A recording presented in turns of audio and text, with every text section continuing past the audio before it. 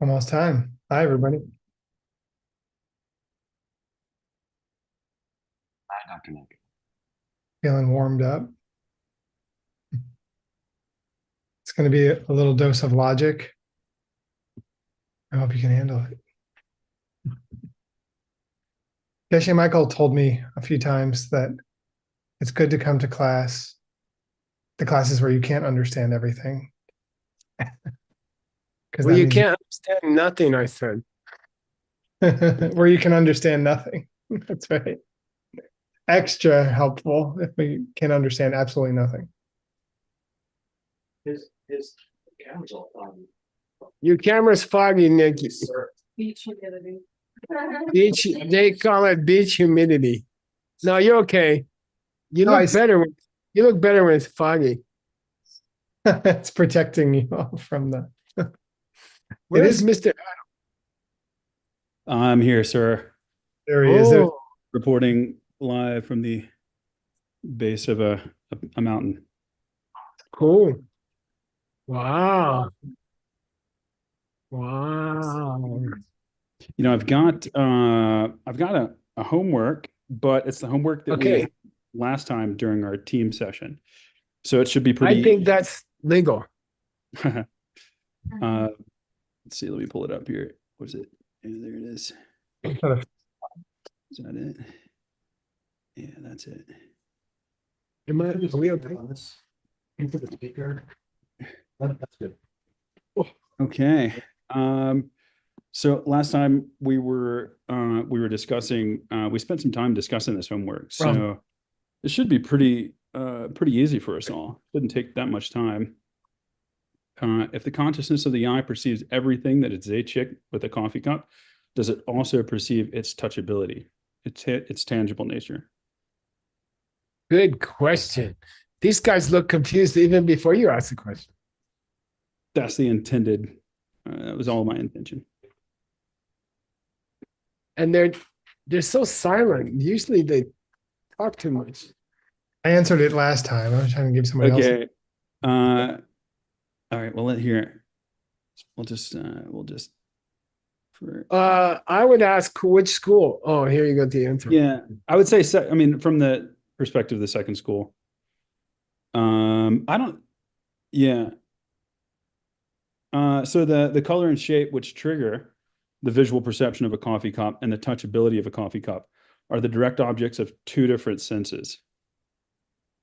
So that would mean that the eye consciousness doesn't perceive its tangibility because the eye consciousness, the consciousness of the eye can only sense colors and shapes, while the consciousness of the body can only experience touchable things.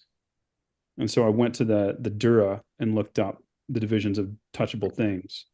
So, Nice. therefore, we can deduce from this that although the consciousness of the eye perceives everything that is a chick with the coffee cup, it's limited to perceiving only that which is conducive to its kieche. And for example, if the consciousness of the eye can see fire, but it cannot experience that which is hot and burning, then it would also follow that the consciousness of the eye can see a coffee cup, but it cannot experience its touchability. And then I added this from the last homework. So if anybody wants to go, is feeling like they want to go deeper on their own time, I found in section 500 of the Sedura kind of this. So it's called if two things belong to a single unit, are they necessarily a unit such that it belongs to be the other substantially? So you can go What's the English name of the Sedura? It's a book that Rosa von Grieken published. Door to Emptiness, right? Just for anyone who wants to buy it. Yeah, it's a subliminal message I put in my homework. Okay. I just made it liminal. Yeah. All right. So, from the perspective of the Sautranticas, why do we say that there must be a self-perception? Wrong way. We're going to cover that today, I think. Anybody? I guess It's something like in order to say that a pot exists, you have to say that an accurate perception of the pot exists. But in Yeah, order to say there's an accurate perception, then you have to have an accurate perception of the accurate perception. yeah, That sounds good. yeah. So simply, there can be no object without a corresponding subject. You can't have an object without a subject. And more specifically, yeah, that's kind of when the whole sema comes in, the definition of a sema. Regression, right, of Ronrick. Yeah, it would Yeah, be it's an infinite problematic. regression. Yeah, and it does come up in the student translation, the last line of what we're going to cover this next Okay, cool. paragraph. So why does the mind-only school say that the color blue and the eye consciousness which holds the color blue are such that to be one is to substantially be the other? Because they're both made of kunchi.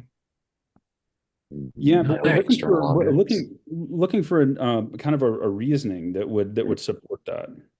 Mhm.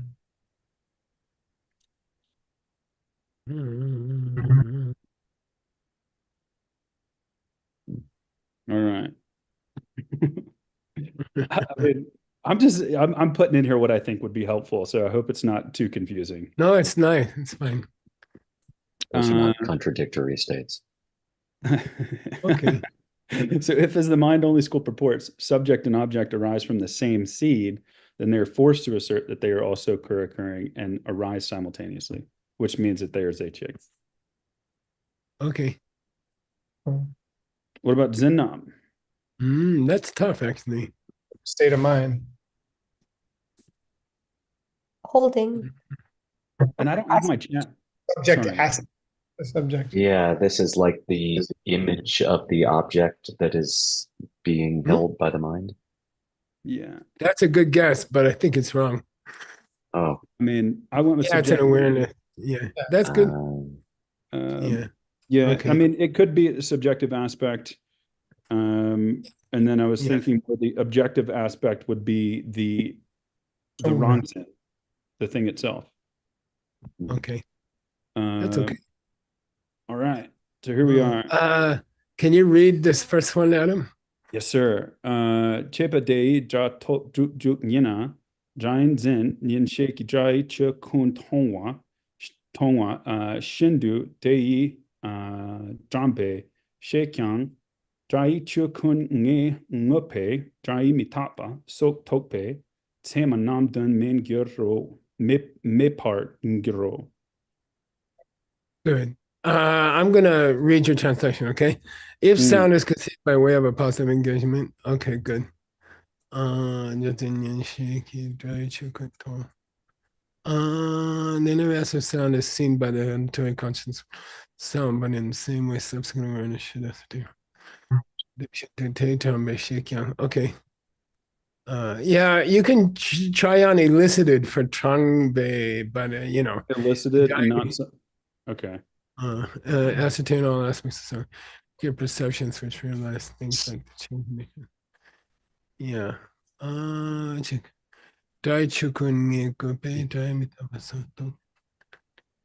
Okay, good. Okay. So when you see a coffee cup, do you see all the parts of the coffee cup? Yes. no. How do you know it's a coffee cup? But Feels in the back. Mm-hmm. I mean, when you say all parts, I mean, we're saying, yes, it sees all parts, but it doesn't ascertain them. Well, yeah. Or it ascertains them, but doesn't see them. Can't see the back of the coffee cup, right? No, I'm not saying that we can see the back of the coffee cup. Okay. When you perceive a coffee cup, do you perceive the whole thing? Yes. Then Is you that must different than perceive. saying? Then when you look at the coffee cup, you must see its impermanence. Okay. Right? Duh. Then Buddha would never have to teach people about impermanence. They see it all the time. Every time they looked at a coffee cup, they'd see impermanence. Right? Well, I mean, Yes. from the same perspective, I mean, I'm looking at a coffee cup, but I'm not seeing the molecular makeup of the coffee cup. I'm not seeing its atoms. But that doesn't mean that I'm You're not. seeing the whole coffee cup or not? Yeah, anyway, that's a debate. Okay. That's a debate. Did you see a coffee cup? Yes. So you saw everything about the coffee cup. No. So how do you know you saw? Are all the pieces of the coffee cup the coffee cup? Yes. Yes. You'd have to say yes. No, not in this school. Don't go there. Are all the It- pieces of the coffee cup the coffee cup? Yes. Did you they see a can be coffee cup? separate? Then you saw the piece of the coffee cup. Hmm. You saw its impermanence. So no one has to prove the coffee cup's impermanence to you. Because it's not coffee cup. That's the question here. That's what they're working on. Okay. Why do we have such trouble realizing we ourselves are so impermanent? If when we look at ourselves, we're seeing ourselves. Because our impermanence is a big part of ourselves. It's obvious, right? That's all. That's Okay. kind of where they're going. That's where they're going to go. Okay, you got more, handsome? No, sir. It's back on you again. Two, I mean. Okay. How's Ava doing? She's doing pretty good. She's doing really, really well. She's in dance and really having a fun time. Just kind of enjoying being a 5-year-old. Yeah, she's doing really well. I spent some time with Ezra this week. It was pretty awesome. That was awesome. That's the little Ben Kramer. Except he's getting bigger and bigger. Let me find your text, okay? As you were walking out the door, boss, he turned to me. He said, "I like that guy." Oh.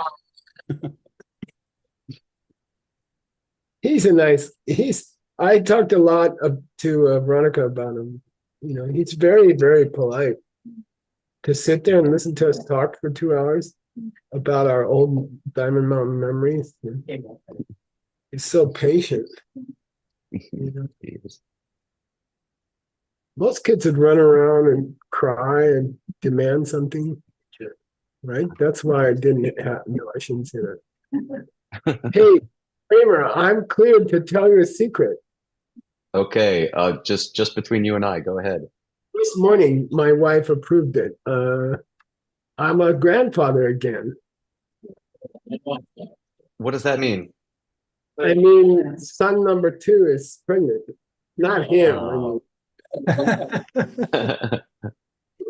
A joyous day indeed. Congratulations.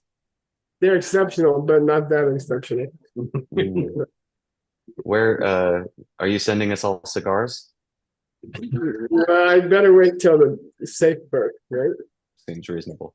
It's a little early to brag. What number are we on, Adam? Let me look. I think it was 487. 476. 476. Yeah. Thank you, Apollo. Oh, okay. Let me get this out of the way. Let me get my cursor besides when I hit my tongue.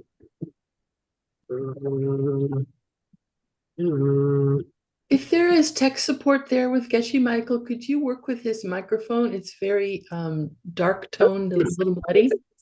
It's not plugged in. You think that has anything to do with it? Oh, it is. We're not experts. It's not showing any. It's not the other On side. the Oh, other okay. side. Should I turn it around? We have to put it.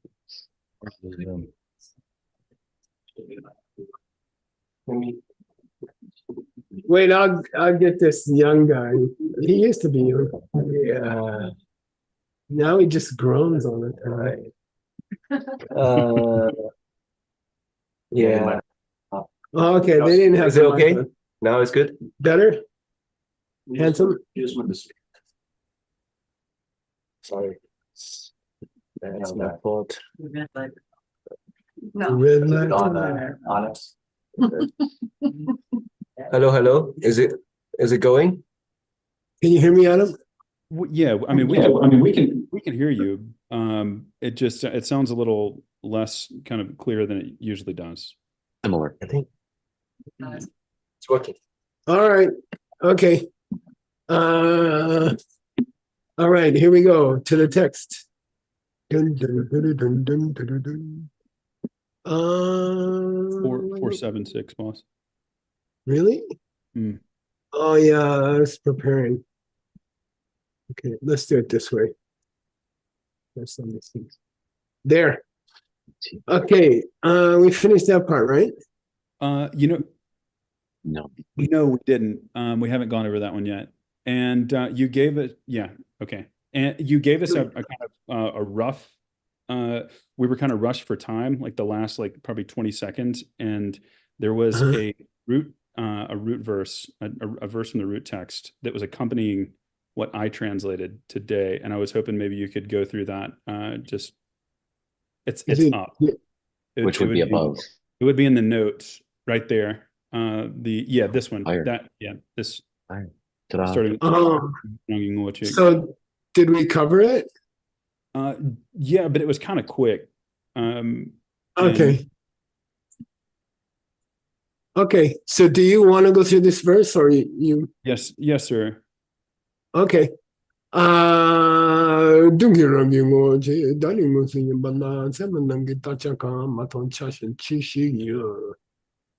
here is the commentary by Geshe Michael Roach, right? Yes, sir. Would you like to have someone else read? Oh no, not this one. The root. The actual root. The root text here. Root text. The root text of the Pramana is a fool's mission. Okay. It was just Geshe even higher, right? It was because K-Drip J, right? We had a mention of the root text that we were trying to get clarification on. So I guess we're just trying to see whether or not we managed to clarify what we were trying to understand with Geshe Michael. Oh, it's pretty easy. It just means the parts and the whole are the same thing. Okay, that's all, Adam. Just means the parts and the parts and the whole are the same thing. If the parts and the whole are the same thing, then when you look at the whole, you should perceive all the parts. And then there wouldn't be, then anyone who looked at a coffee cup would, or anyone who heard a sound would recognize the impermanence of sound, because all the parts of the sound would be directly perceived by their ear, by ear consciousness. Okay, in this school, if the ear consciousness hears a sound, it has to identify it as a sound. When it identifies it as a sound, it has to identify its parts to check if the parts are the whole. Therefore, anytime you see the whole, you must see all the parts. If you see all the parts when you see the whole, then Lord Buddha didn't have to teach impermanence, because everybody can hear a sound, and impermanence is a quality of sound. Got it? Because they are lordship. You see, Dunki ranking lordship. Because in essence, they are the same. They are the same thing. When I look at Xiaoping, do I see all of Xiaoping's parts? Yes or no? I see enough parts to recognize her as Xiaoping, right? And they say you see the parts. When you look at the whole, you see the parts. It's not crazy. It's not a crazy thing. When you see the whole, you see the parts because you recognize what the whole is. And you recognize it by looking at the parts, right? That's how sound differs from a pizza. If there was a pizza. Okay. And so Dungi Rangi Ngo Chik means they are one and the same after all. The parts equal the whole. When you see the whole, you should see the parts. Everyone should understand impermanence, but they don't. So we have a problem. Okay. That's all. Thank you. Are we on 476 then? Yes, sir. Okay, so do you want to have somebody read? It's short and sweet. Please. Yeah. Someone from the audience. Do we have a volunteer?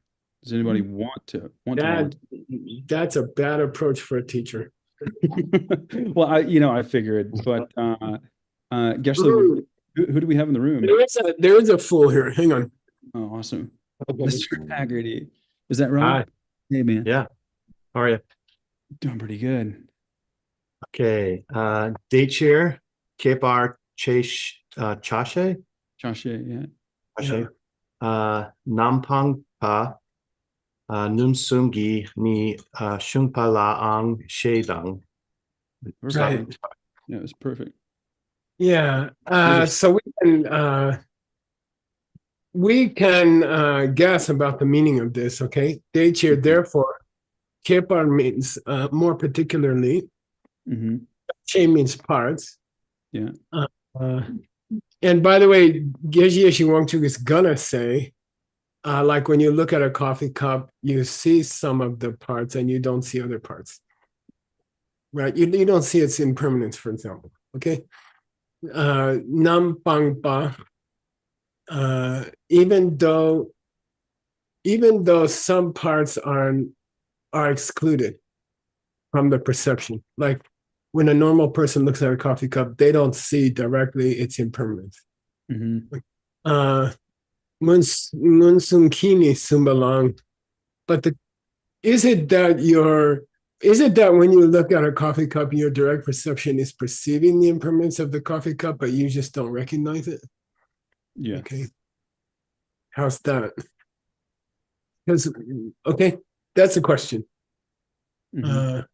And it gets into the question of why is it so difficult to teach people about impermanence?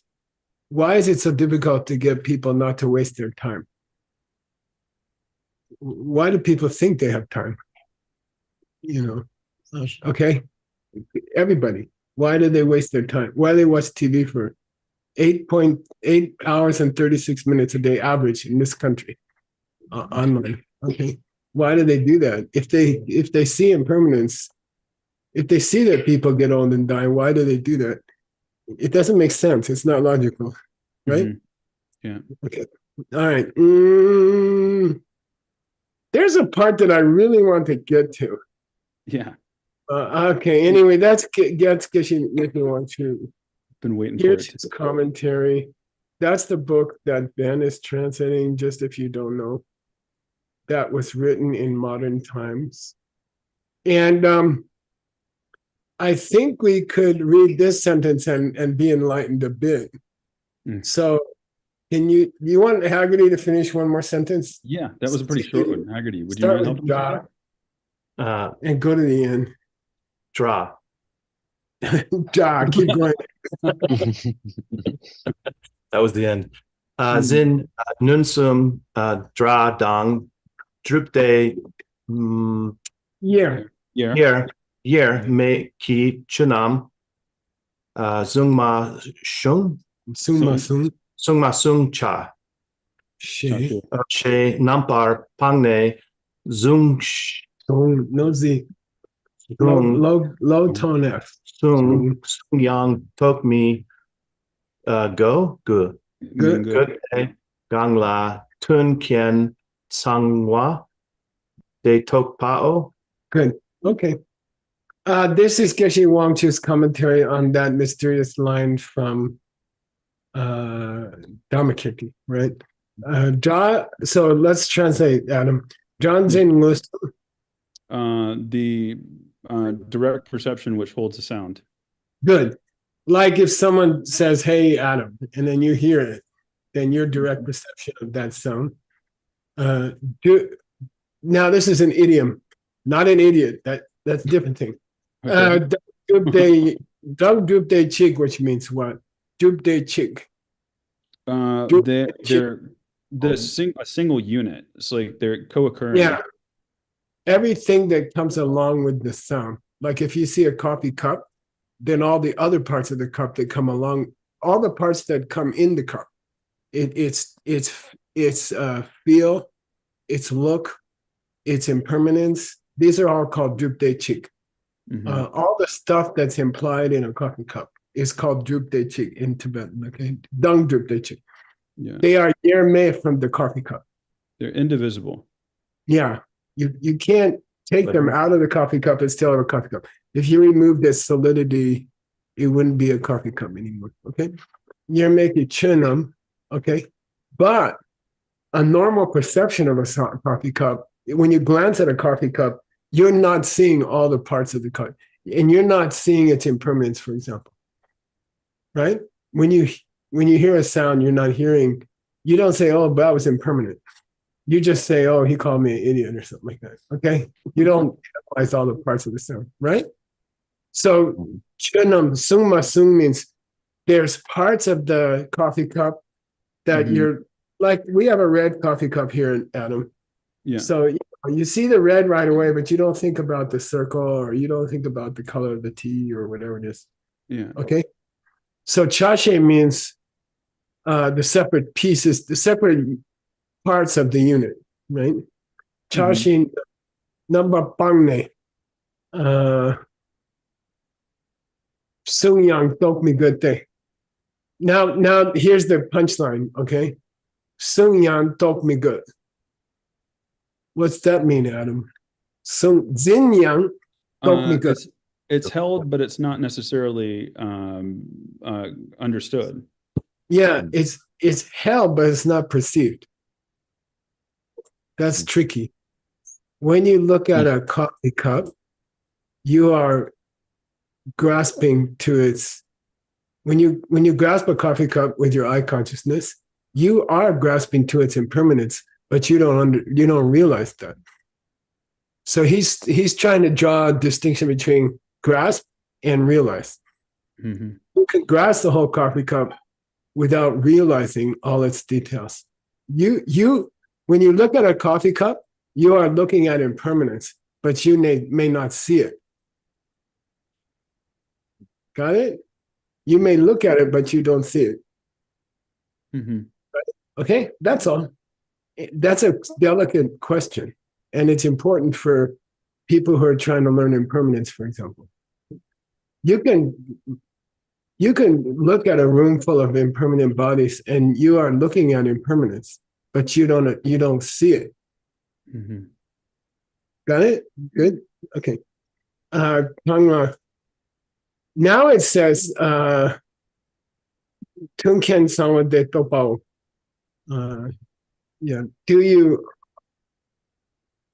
Are all the conditions for perceiving its impermanence, for example, complete or not?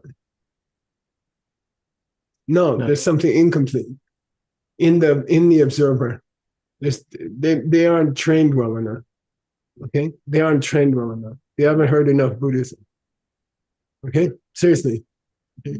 They still think it's gonna last for a while, and the degree to which you get upset when someone comes in your house and breaks your favorite coffee cup is the degree to which you didn't perceive its impermanence when you looked at it the day before. Okay, cool. All right, we need a new victim, Adam. Do you want Haggerty to choose for someone in the room? That's exactly what I was going to suggest. Is it Alex? That's a good way to get What's your popular. name again? Andrew, come. Yeah. Do you want to try it? Are you okay? Okay. You want to sit on this side? Okay. Come on. We're going to start here. This is Andrew. Hi, That's Andrew. Hi, Adam. Okay, let's go. Yeah, Rang Rel Duang Nice. De Fear Cheers. Share Go Oh, yeah. Tong Ba Ba Tone. There's changes to a while. Don't ask me why. Tong Wa Yi Yong Tang Good. Ta Da Tong Ba Tone. Ni Yeah. Nie Se Chep Pe Group B Group Che. Group Che Du Che Sha Me Pa La Choke. Sorry. Should be choke, right? Pyok No, it should be choke. Choke cheek. Chok Chik Tong Ba Mi Rung Be Chi Ro He She Sung Ba Yin No.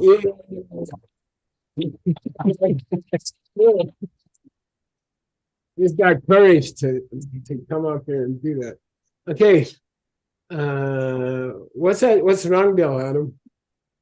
The auto commentary says, Yeah, the auto commentary. Who's auto commentary? By whom? That's a trick question. Master Dharmakirti. Dharmakirti, yeah. Deche Ngopo Towai. Therefore, when you Towa Ngopo, when you see working things, when you see a thing, when you see something, Yeah, like a coffee cup. Yunde tada toy ni. all of its qualities are necessary, or each and every one of its qualities are seen. Always ni. Okay. Always. That's right. The ni, yeah. Always. Anytime you see a working thing, you see all of its qualities. Always. Okay. Meaning you look at it. When you look at a coffee cup, you see all the qualities of the coffee cup. Whether you recognize them or not, it's a different thing. How's that? Okay. Yeah. All right. Chashe mepala.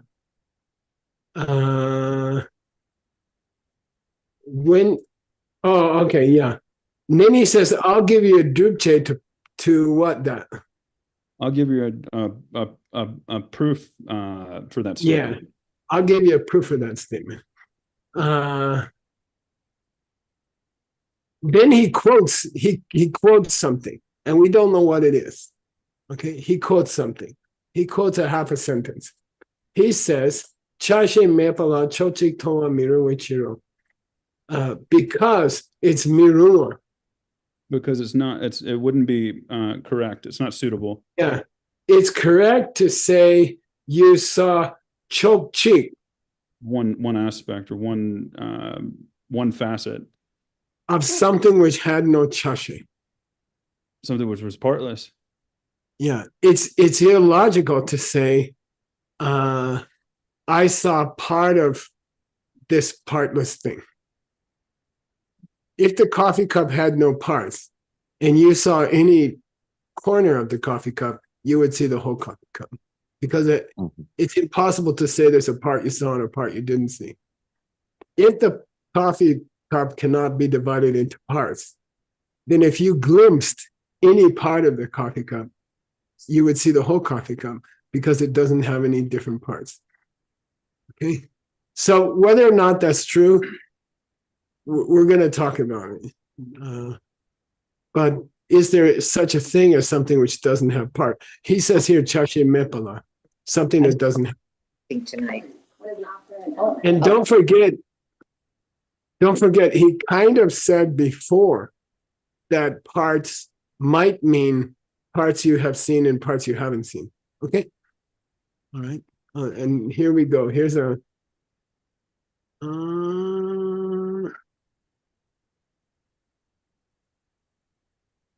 Do you want to read?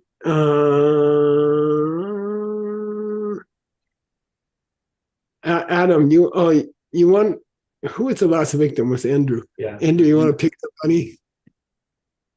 Just at random. I'll take Hassan. Come on, Hassan.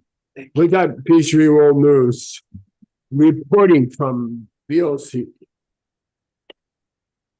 Can you start Ngupui? Yeah. And you got the cursor. Okay. No cursing. Ngupui cha shematok patok parchawe chir. Jukpa mayinte. Cha sheme pala chokchik tongwa mirungwe chir. Keep going. Deni tong simpei chiro. Dechir ngopo tongwayi yunten tadak tongwanyi. Okay, we gotta go slow. Ngupui chashe, the parts of the entity, right? Matopa, Are not perceived. If there's parts you haven't perceived of the coffee cup, topa chawe chir, in order to see those parts that you haven't seen yet, jupa, you engage in that perception. Mayan, no use to do that. Why? If the thing you're looking at has no different parts, chashe mepala, chokchi toa, to see one part of it, mirun, it doesn't make sense. If the thing doesn't have different parts, then you can't say there's some of it I didn't see. Something like that. By the way, is the impermanence of the cup a necessary part of the cup? Yes. Sure. So is it indivisible from the cup? Yes. So Oh. then you should see it when you see the cup, Yes. Yeah. Oh. Okay. I recognize. right? Yeah, you may not recognize it. That's good. Yeah. Okay. When you say Tongsim. indivisible from the cup, you mean indivisible from the other parts of the cup? Yeah. Uh-huh. And specifically parts you recognized and parts you didn't recognize. All right. Daecher. Ngopo tonga yinden tada tongi. Therefore, ngopo tonga. Seeing the function and thing, seeing the thing. Yeah, when you see the thing, Yeah. yunden tada tong. Yunden means guna. Yeah, all the qualities. Yeah, all the qualities of the cup you. Yeah. You should be seeing all the qualities of the cup. Yeah, and I think there's a Always. trick here. What if we say look and what if we say see? Yeah, when you look at the cup, you are looking at all the parts of the cup, but you may not see them. How's that? Okay. All right, let's keep going. There's a part I want to reach. I don't know if Yeah. we're gonna reach it. That's Yeah. we'd have to move a little faster. Okay, Hassel, can you read this one? Okay. Shenyang. Shenyang 최대당 세칙이나 최대당 참여직인 그 파탈. 최대당 세칙이나 최대당 직인 그 배cher 캡테. Yeah, if you say so in let's say we're calling coffee cup bumpa, which is, okay, let's say we're calling if bumpas and coffee cups are the same thing,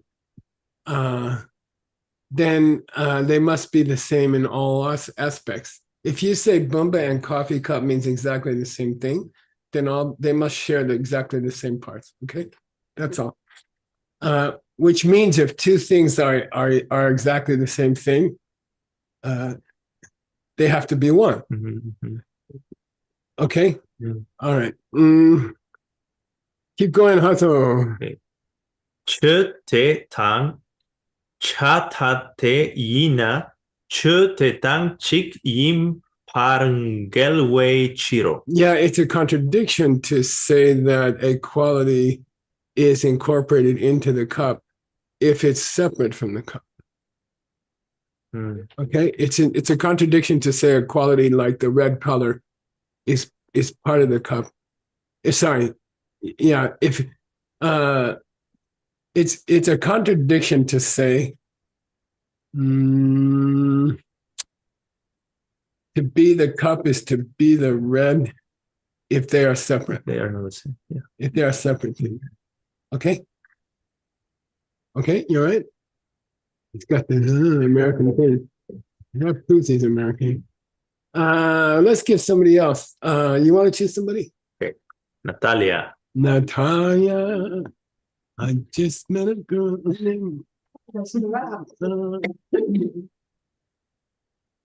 Fredo, Donna, and you got the cursor here. Okay. Donna namri he Ooh, banju long do. Pena Chena. China non jinmi Vincent. shedan gonpo yancha met giktu girba no gve non jinmi shela gonpo ganchatu nanva jindu non jinmi she gan ranchat Jan. yan chadun nanvar dalo. Nice. Good. Last one was it. Not bad.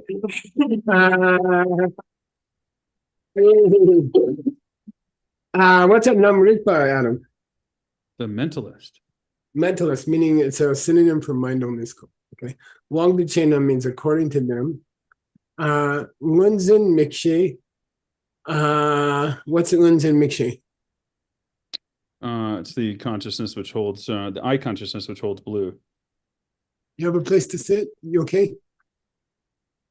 Can you guys make There's a chair there.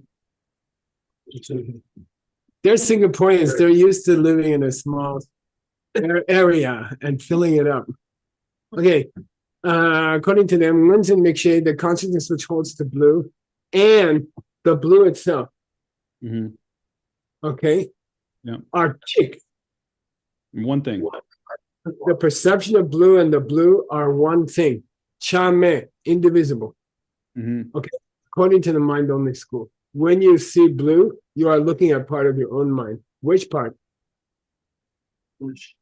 Kushi. Consciousness number 8. Good. So again, I'll repeat. When you look at blue, you're looking at your own mind. You're actually watching seeds open in your own mind, according to the mind only school. It may not be true, but it's helpful for taking responsibility about people you meet. Okay? In your own head. Okay, it's your fault. Okay, Lunzen Mikshe. Now, very cool point, Adam. Lunzen Mikshe. Yeah, the eye consciousness which holds the color blue. Yeah, the eye consciousness which holds blue. It appears that the Ngumbo is Gyangche. Is distant and kind of removed or cut off. Yeah, there's some kind of extra seed in your mind, according to the mind only school, that makes you feel the blue is outside over there. Okay, and it's all false impression. There's some kind of old ancient karma to think that the blue is outside when it's not. Mhm. Okay, cool. Yeah. We have a version of it when we think that other people are to blame for our problems. Okay, don't think it's stupid. We do it every day. Yangche to know what should do. Munzin Mikshe Kyang. Now it's a cool idea, Adam. Yeah. In that case, it should appear that the perception of blue is Distant. Yeah. and- over there.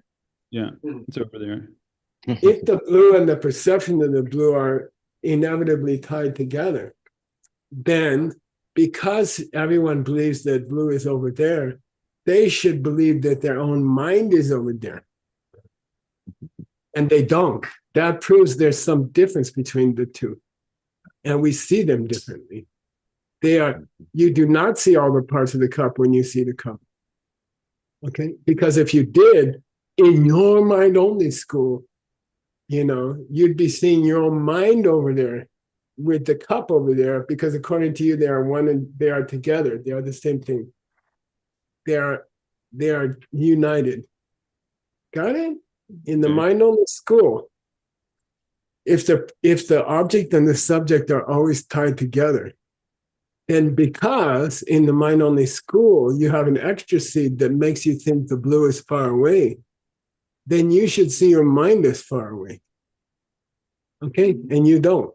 Therefore, you can see certain details of objects and not see other details of the same object. Okay?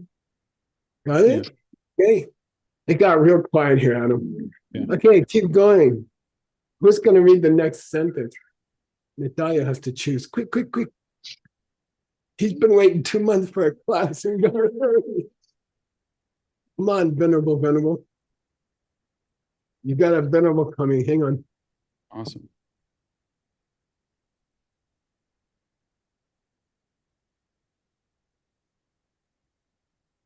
All right, here we Thank go. you. Thank you. Well, I don't thank you yet. I'm going to see how you read first. Dosem Deuxième kangi kan Wang wang du che yang yang tok pa tang de myong rang krik mong Yes. Mun mung sung cham me chik tu tao go down. Chintata. chik tu tao. Are you telling me? Okay. Beni Say ze chicken bitch. Yeah.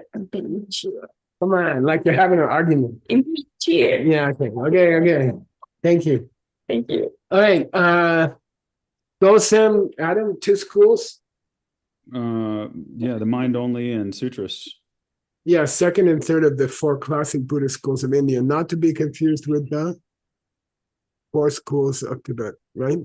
Different, completely different.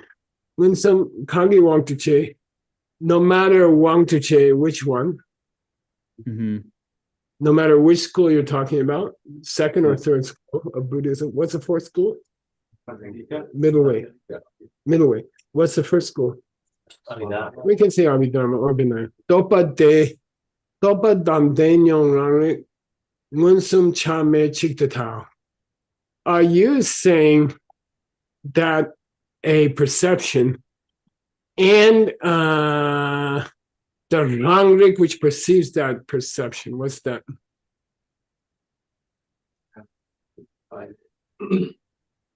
So in psychology, it's called apperception, okay? And we use the word just because normal English doesn't have the word. It's the ability of the mind to perceive itself in the moment. Are you looking at grandpa? How do you know? You must have a second part of your mind which is aware that you are looking. There must be a part of your mind which is watching your mind looking at Geshe. That's how you can say, if I ask you, Gibson, are you looking at grandpa? You say, yeah. So that means you're aware of looking at grandpa, and there's a mind behind that that's aware that you're looking. And in these two schools, 2 and 3 school, it's called Rangrig. It means the ability of the mind to perceive itself in a single moment. All awarenesses, according to these 2 schools, have a self-awareness. We can call it self-awareness. Okay. You're not only looking at grandpa, you're aware that you're looking at grandpa.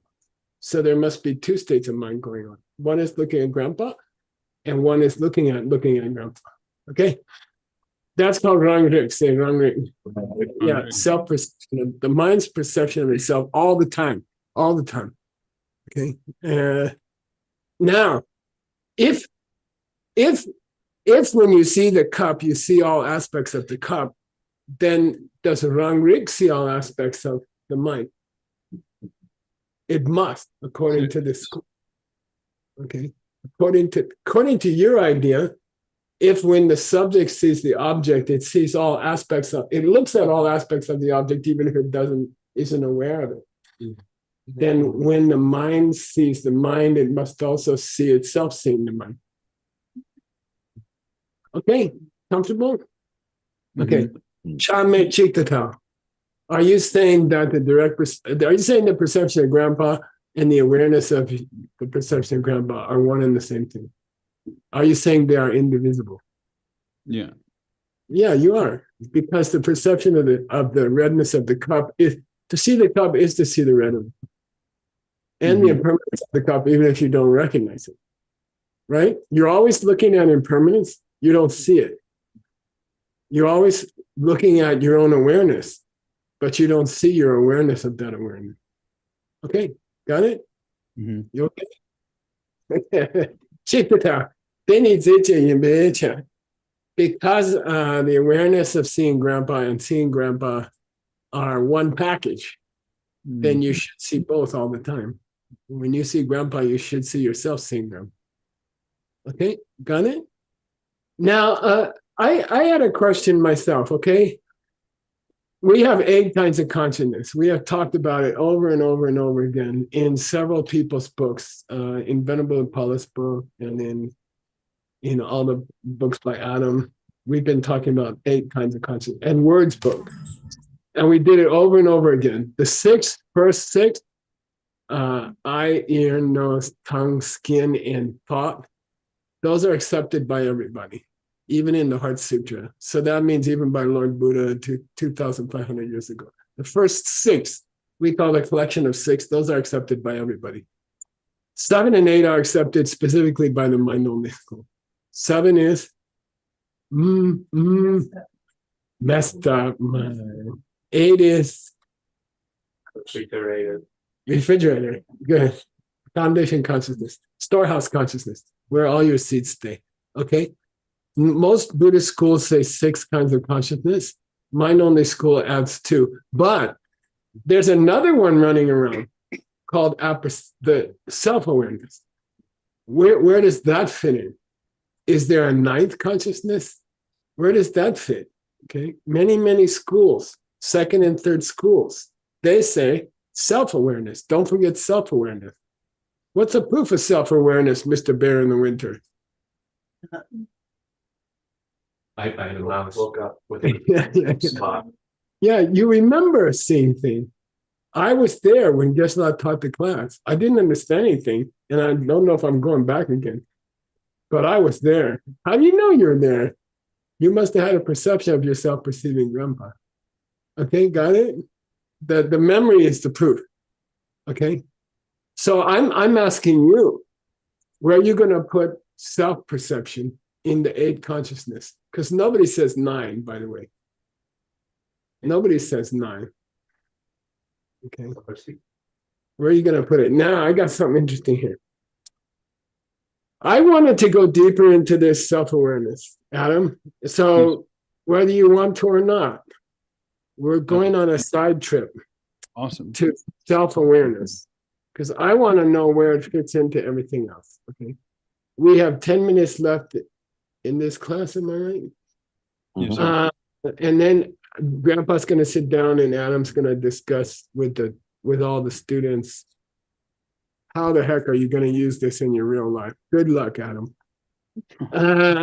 But I wanted to make a intentional detour Okay. off to self-awareness because I'm curious where it exists. Where does it live? Okay. Mhm. And here's my notes. Okay. I went and found some important references to self-awareness. We're going to read those references, whether you want to or not. Adam's going to have an appendix to his book here, Okay. Awesome. which is what we tend to do, which is why we're so slow, Rosa. The whole golden key of Master Wordsmith only mentions it twice, and it doesn't help much, to be honest. Okay. How many times does Jetson Kappa, in his difficult points on the mind only school, mention self-awareness?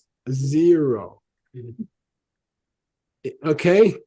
Mhm. So the two great masters basically don't mention it, but it's in all Buddhists know about it. It's there. I want to know where they're going to put it. Okay.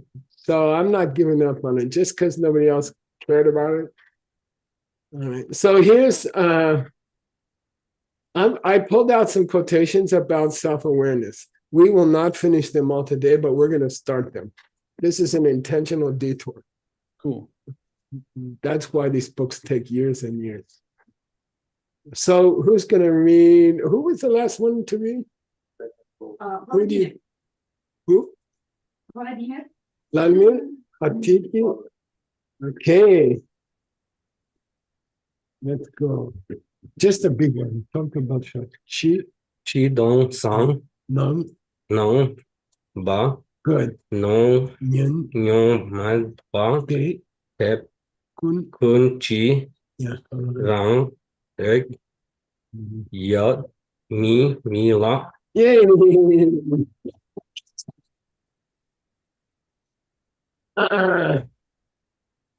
Okay, Chiden Nangwa means the Nangwa of the Chiden. What's that mean, Adam? The appearance of the outer object. Yeah, outer objects do appear to us. That's Nyun Me. This means Nyomba, Adam. In colloquial, Nyomba. Yeah, crazy. Gibson said crazy. Nyun Me means indisputable. Indisputable. You couldn't argue. Okay, what? Chiden Nang. Outer objects appear. Whether it's an illusion or not, we can talk about it. But nobody can say they don't appear to be outer. Because of that, in the mind-only school, because of that deep seed from millions of years that makes us feel like things are outside when they're not outside. By the way, the whole idea of things not being outside should be very useful in the study of anger. Why? That asshole is in your own mind. Okay? It's you. All right? Got it? No, that's the whole point of the mind only school. It's not being patient with some stupid guy out there. It's being patient with your own self. Okay? Got it? Okay, so he says, but it's Nyun Me, it's indisputable. It's not crazy talk. to say that things appear outside. You know, it looks like the cup is out on the table. Okay. Kunshi rangri yuminla. Therefore, there's no rangri for kunshi. Therefore, storehouse consciousness does not perceive itself. Okay, it's indisputable to say that things are outside. Therefore, there's no such thing. In fact, there's no such thing as kunshi and rangri. Okay, it's indisputable to say that things are outside. Therefore, there's no rangri, and there's no kunshi. I'll say it again. By the way, this is a different school, right? They're complaining about the Mainoni school. They say, look, everyone can see there's outside stuff. You can't argue about it. Therefore, there's no kunshi. There's no storehouse consciousness. Forget that idea. You can just open your eyes and see the red mountains of Sedona. Don't tell me it's not out there. Anybody can see that. Okay, indisputable. Therefore, there's no kunshi and there's no apperception. That's the second part is not clear yet. Okay, you should feel uncomfortable like Mr. Chen. All right, how much time we got? 4 minutes.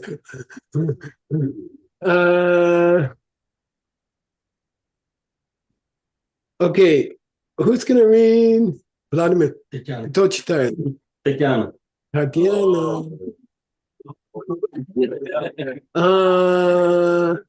You want to just read it from there? Read it from there. If you want.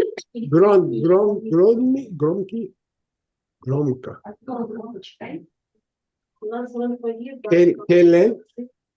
Kelen P. Good. Dam. Cha. She. Dam. Good. Nice. Nice. Chok. Yo. Yeah.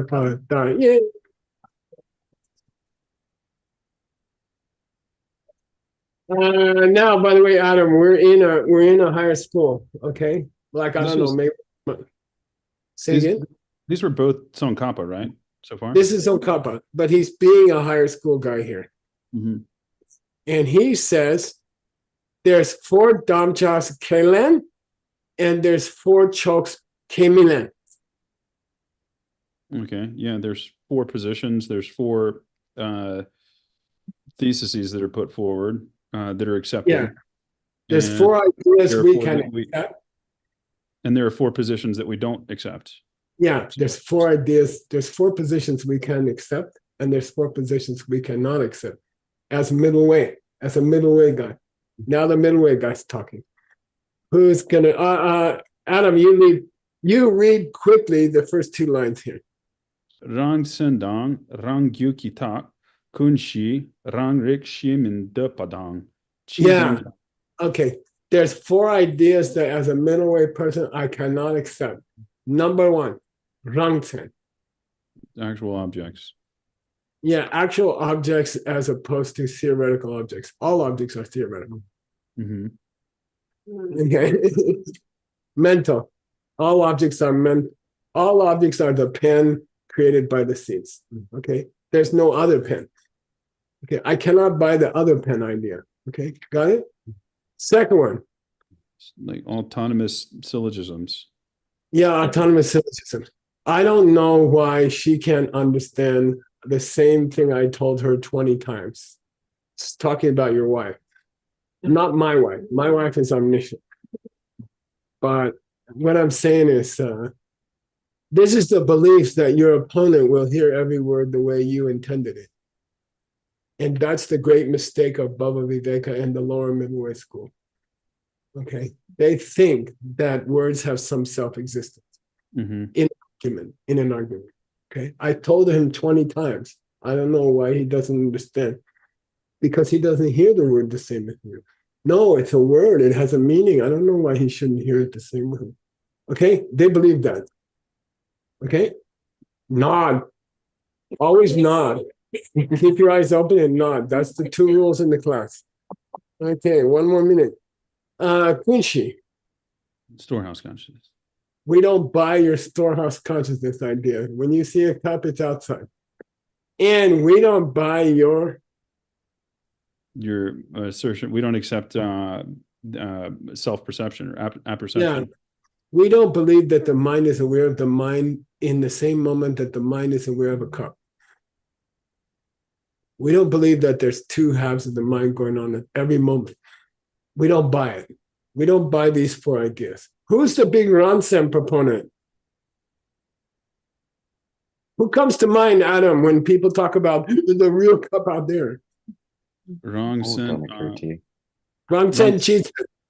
Who talked about Rongsen Chisen for 4 years in our classes? It could be Dharmakirti. Yeah, school number 2. Let's say, just say school number 2. Who's hung up on this, I gave him a good reason. I don't know why he can't accept it. Who's hung up on that? Lower? Middle way. Middle way. Okay, Baba Vivek. Who's hung up on Kunshi? The third school. Yeah, mind-only school. Who's hung up on Rangring?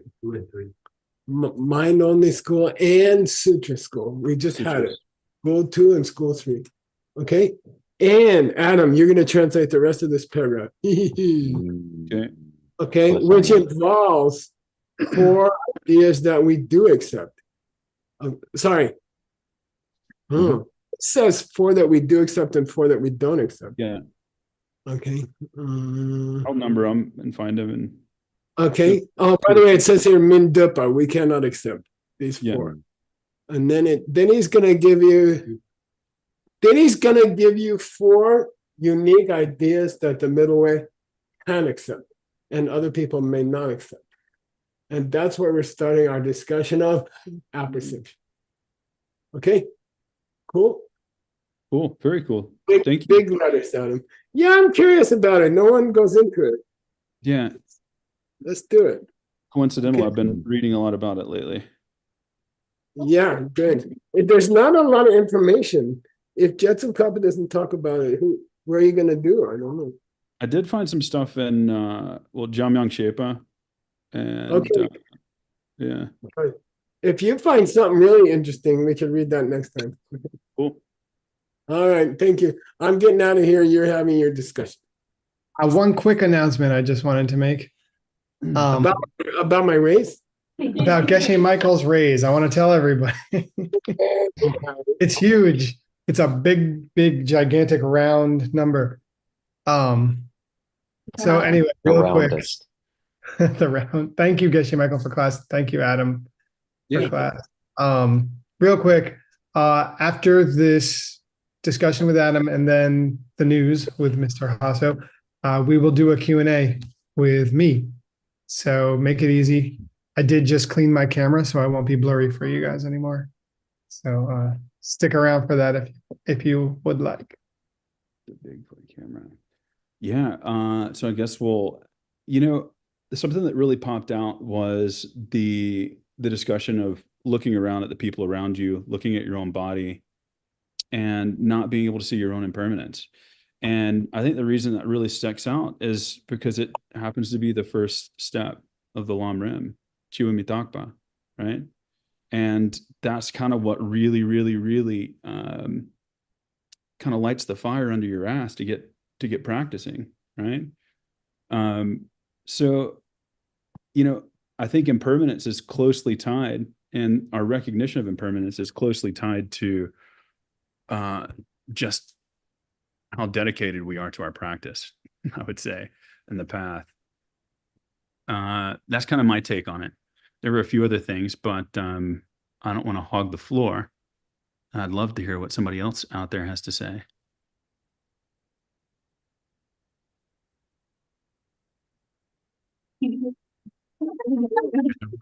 There's a Rob. Yeah.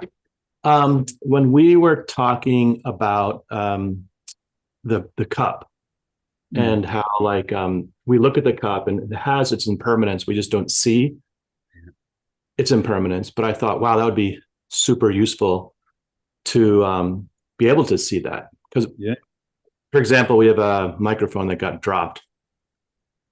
And you know, Tim and I were like, I asked him, who did it?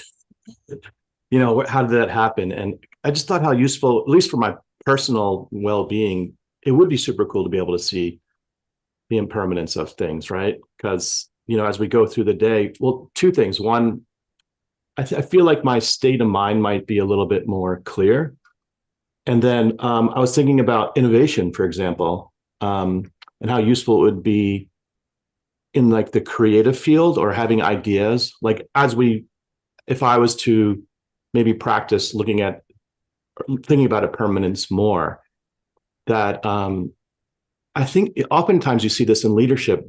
Great leaders have this ability to pivot very quickly. They don't hold on to, you know what I mean? Like it's not one way all the time. They do see, I tend to notice that people that I've run into in my world tend to be able to pivot and be creative and a lot more flowing because they don't hold on to things as being like self-standing a lot. So I just had this like, wow, this would be, of course it makes sense that it would be useful, but how do we create it in practice? I think, you know, how do we create a program out of that or a project or a think tank out of thinking about impermanence a little bit? So that was my only comment. We need 400 days. 400 days, Stanley said, for innovation retreat. So no one gets a program besides innovation. So yeah, I don't know. It was just a thought that came up. Yeah, thank you, Rob. Yeah, I mean, I think it is the great clarifier. I mean, if you could directly see, I mean, you dropped the microphone, right? And in one way you did see impermanence. You saw, I saw the result. Well, you saw very, very clearly gross impermanence. Right? Yeah, I do. There was fire. Where there was smoke, there was fire. Yeah. And, you know, I think it's a very high meditational state to realize subtle impermanence in a deep state of meditation, right? But you can only get there, I think, by carrying some form of analytical kind of mind and holding that object constantly, right? I mean, I oftentimes, because I heard a quote from Lord Buddha where he was saying that realizations, and I'm paraphrasing here, I don't have the sutra memorized, but that realizations are a result of something akin to starting a friction fire, right? And how much work it takes to start a friction fire. You have to be very concerted, right? And it takes, 30 minutes, an hour and a half of steady concerted work. But then there's that poof, right? That realization happens. And I oftentimes, I love that analogy because it reminds me that it's something you have to be carrying throughout every situation, throughout every part of the day. You wake up, the first thing I do is I try to dive into a book. That's generally the first thing I do. And it's usually a continuation of what I was reading the night before. That helps me on the cushion. And then it helps kind of bleed into my mid-morning. And it helps bleed into my yoga, and I think the more and more you can kind of get what you're doing is also kind of, I mean, if we know how the 4 laws of karma work, we know that the more we think about something, the more prolific it's going to become in our mind stream, right? So the more attention we give it, the more exponential you're going to kind of see it flourishing. And, I'm not going to speak specifically, but it's quite weird the coincidences that you will have when you start to really, really hone in on something. There's some very cool things that start to pop out in your world as reminders, because if you're always picking up, you're always looking for symbols, you're always looking for things to remind you, you'll find them. You will definitely find them.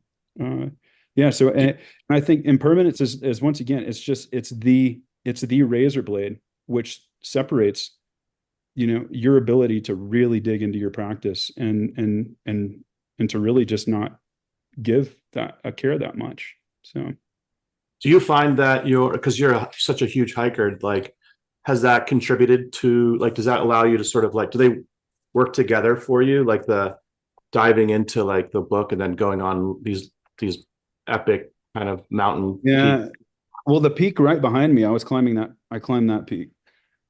Went right up the middle of it, right up the middle. Actually, I was telling Juan a small story about being up there, and being the only person like on the peak. And this is like 20 minutes, it's like 20 miles outside of the nearest town. So it was super, super peaceful. And all you could hear was the wind, right? And I just remember feeling so dialed in to the moment that it was probably the closest that I can remember being to actually staying single pointed for a prolonged period of time. And I oftentimes think that that's kind of the result too of endurance running. Running 100 miles is not easy, and there definitely becomes a certain point where you have to stay focused on the goal, and it becomes very meditational at a certain point. Anything over probably 15 miles, you start to, you know what I mean? The muscles start to fatigue. And so, yeah, I find in a lot of ways, it's really, it's a reminder that if I'm capable of doing some of the things that I have done, I, yeah, I remember, look, I'll tell you, it's a very small story. One of the first times I ever did a multi-pitch ice climb, and I got up to the second pitch and my hands were freezing. I couldn't feel them. I mean, they were absolutely frozen. You get something called the screaming barfies. Like, so you raise your hands up and lift because your hands have been above your head for like, 30 minutes. So you kind of drop them down to your waist, and then all the blood rushes back to your hands and they start to sting. And it's like, I mean, it's super, super painful.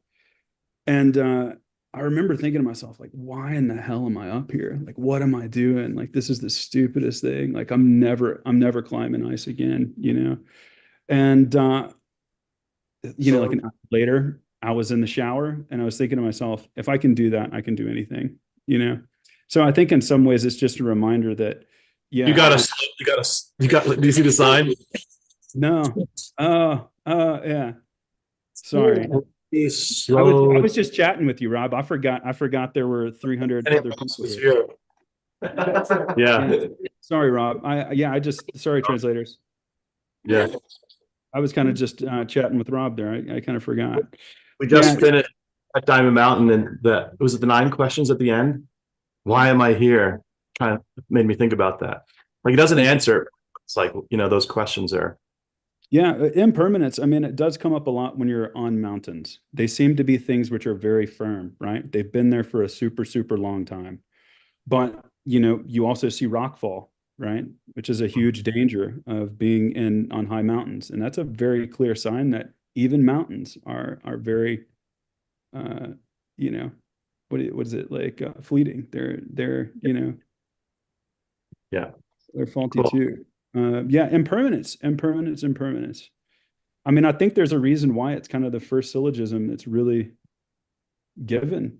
It's the syllogism that's given to unpack all of logic, and it's all centered around impermanence. And I think that says a lot, because we know that subtle impermanence is directly tied to the direct perception of emptiness, right? You could give a talk on climbing mountains, impermanence, and how to overcome your fear or something. I think this is it, Rob. Thank you for the idea, man. Yeah, thank you. One more person.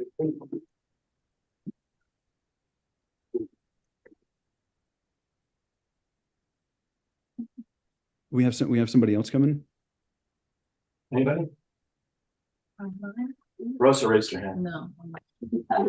I just find it reassuring, Adam, this discussion about how hard it is to see impermanence. You're not a jerk for not seeing it. It's not obvious. We do need help. We need lots of mixed nuts classes and mixed nuts friends and mixed nuts teachers.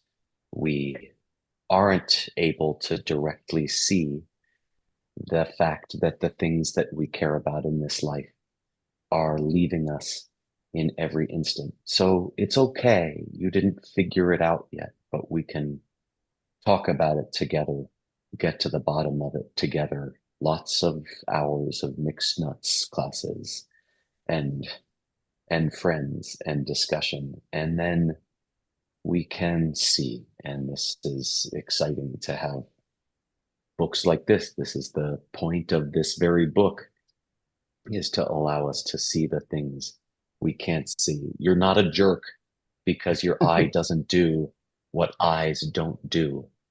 It's okay.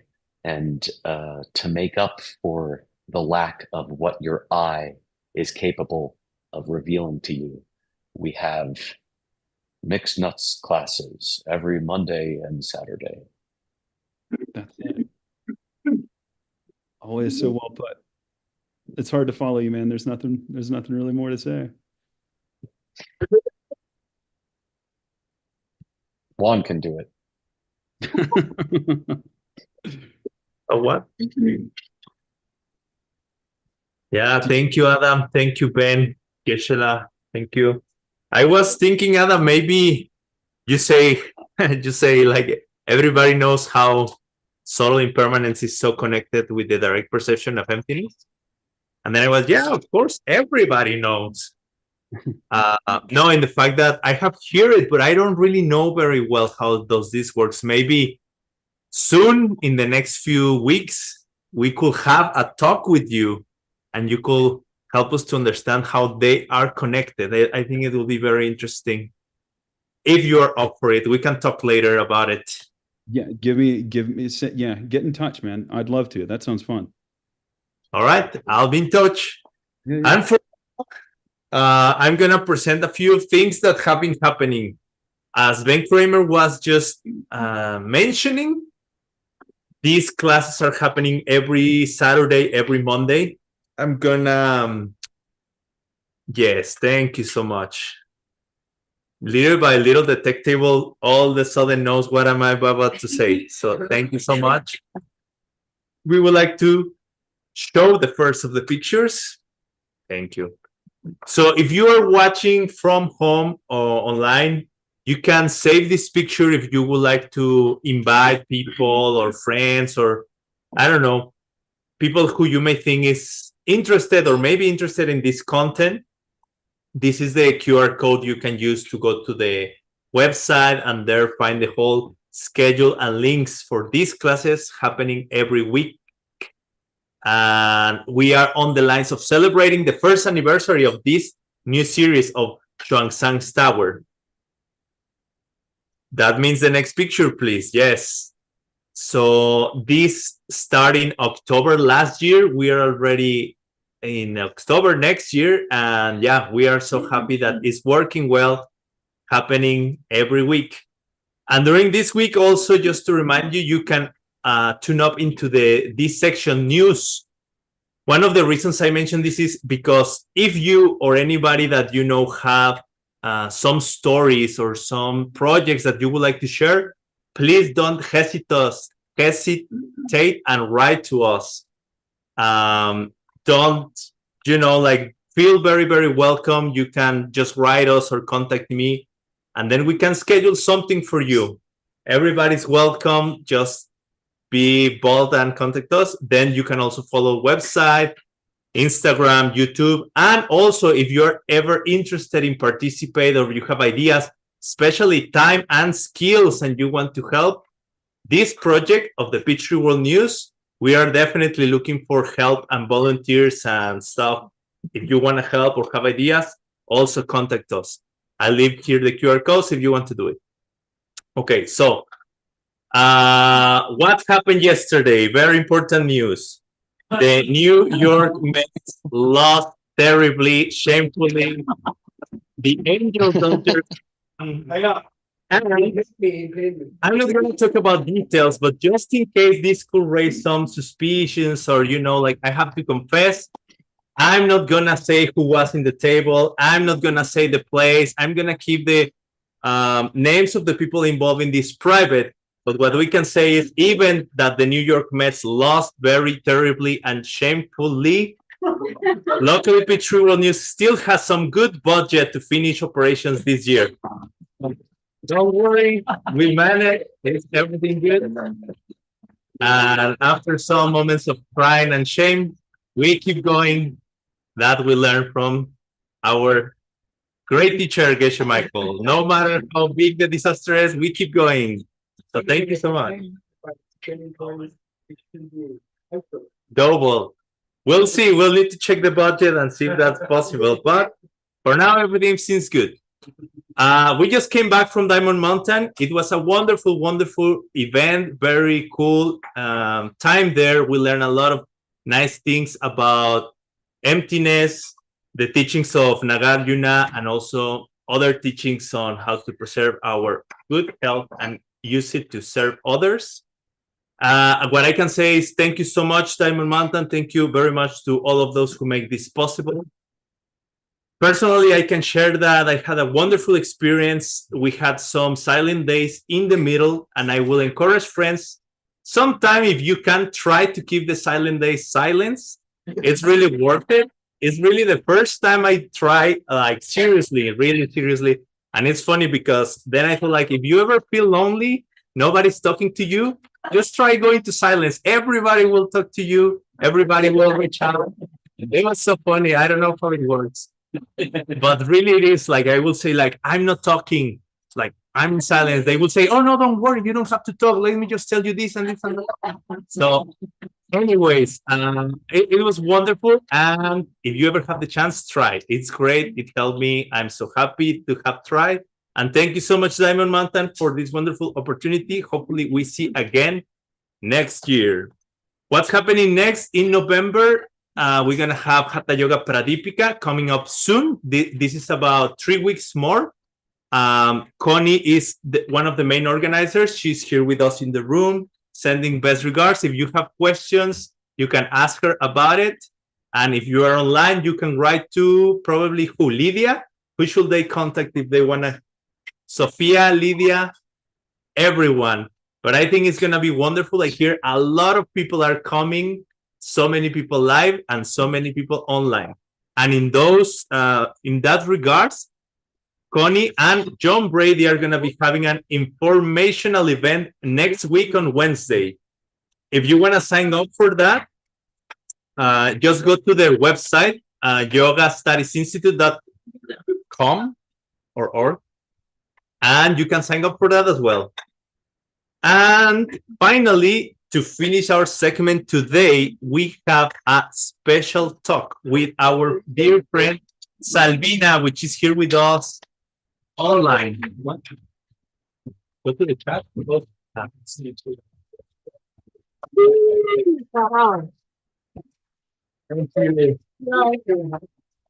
Hello. Hello, good to see you. Thank you for coming. Thanks for inviting me. Yes, very welcome. This is a very, can you everybody see? Yeah, this is the poster that Salvina is going to explain for us in a few minutes, but I want to tell the context why we are here. Okay. The other day I was, in a way, just joking, right? That some news reporters get bribed. Yes. But I have only been threatened. Yes. So the reason is like in Diamond Mountain, I was walking peacefully and some very important person told me, if you don't have this interview this week, cut your head. So I was like, no, let's have this interview today. So, hello, my name is Sabina. I came from Hong Kong. I live in Shenzhen now. I'm a DCIG teacher and SCIM assistant professor now. It's so good to be back to Sedona because my first time to this campus is in 2017 for our SCIM. So I was in Diamond Mountain just now, the silence retreat. Yeah, very peaceful, very quiet. I with Goan as well. So when we finished, by the time I asked Geshe for a blessing on a new initiation, new project, and he said, you should put it on the Peachtree World News, don't be shy. And I said, oh, no. He said, no, it's okay. Yeah, so that's why I'm here, because I want to keep Juan's job. Because otherwise, if I'm not on this show, I'll probably get fired or something. Yeah, it will be the last one. Just kidding. Yeah. So, about the program, this what are you cooking? What are you planning? Okay, this is called Land on the Planet. land on your planet. Land Yeah. on your planet. Wow. Yeah. Okay. So basically, this one is kind of a general idea to help people to design their life. To give actually is outside the DCI and SCIM scope of the project. Independent project. Yeah, independent project. So Okay. this project is mainly is to reach out to general public, to people who may not know the system yet, and using the tool called Design Your Life. Design your life. Yeah, Okay. to help them to give them some headspace to know, like, to think about, oh, why am I here? Yes. What am I doing with my life? Yes. And somehow people maybe get stuck with their work life, or they're not satisfied with where they are now, but they lack of the skills or some tool to help them to design their life, to think about, oh, actually, if I want to have a better life, more happier, or make more money, that this program will help them to have some exercise to work through these things. So this project, as far as I understand, is aimed for people who's in the very beginning levels, who just want to improve their lives. They haven't necessarily done previous studies or courses. It's a great opportunity for people who just wants to approach new techniques on how to make their dreams come true. Yeah. Yeah, you can say so. That make their dream come true, or dare to dream, because some people maybe got so stuck in their own world. Then we would like to let them see, actually, you can create your own life. It's similar to the concept of a seed principle, that people can plant their garden. So that why is on the planet, because I believe that somehow everyone can have their own planet, so to take care of themselves and the people around them and their world, so they have the ownership of their life and the people around them. Okay, so this project may be very good for, let's say, sometimes it has happened to me, right? I'm studying this content, I'm trying to practice these wonderful ways of improving my life. And then people around me start asking me, like, what are you doing? What are you studying? I don't understand. And I may not feel ready to fully explain what's happening. So this could be a good course to invite them. Like, look, if you want to start learning, or like as an introduction of what is all this is a very good course. You can invite people. Yeah, so it's mainly because I have a lot of friends in our family, and they will say that, oh, I don't know how to explain what I'm doing to my family, and they don't know about the system. So how can I approach them? How can I help them as well? So this is kind of like a pre-course to all our DCI levels, so that they kind of have a headspace, or maybe hear skillfully, to help them to understand some basic logic about system before they enter any of the DCI program or go deeper. Wonderful. So if anyone believes that you are weird, you can send them to this program. They may pick a little bit of what is this about. Yeah. Now the question I have is this program this time only gonna be taught in Chinese language? Yes, at the first level. But later on, maybe if we have enough people, we can do the English version as well. Yes. Yeah. So because it's very systematic. Yeah. And also with the main program, we also have a good tutoring. We have a tutor for to lead them to do the exercise, and at the end they will have kind of a plan to start experiment. Very well. So this is mainly an experiential learning to design your own life. Very well. And the program is going to start on November 15th. It's going to end on the 31st of December. So it's one month and a half of this wonderful program. Yeah. So it will have some program about the main content, and also with some exercise and the community to brainstorm together to help each other. Okay. And the sessions are going to be online. This time, because it's the pilot program, is going to be Chinese language, 1 month and a half. If people want to sign up, what? To follow the QR code in the So screen. you can go to my WeChat channel to take a look whether you kind of like this topic.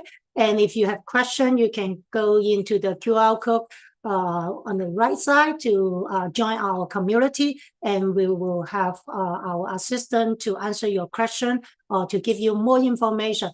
And once you enter this community, I already sent out some goodies for you to help you to get started, no matter where you are. Nice. So thank you very much. Thank you for being here. Thank you for helping me to keep my job.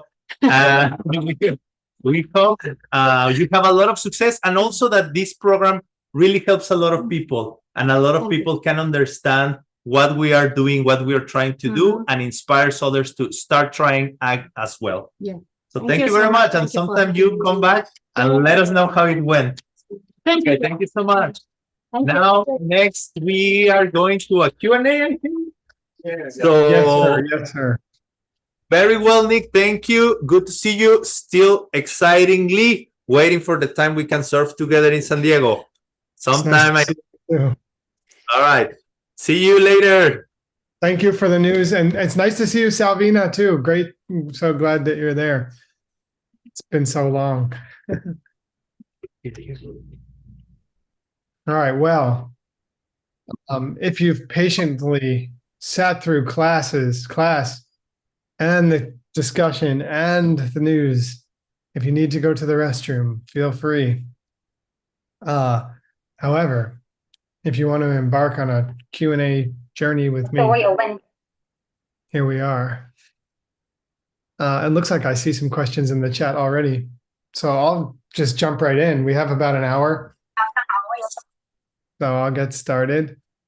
And if you have something that you want to talk about with me, you're welcome to ask vocally or write in the chat, no problem. And you know what? I'll join the English channel. Hello. Just in case we need to.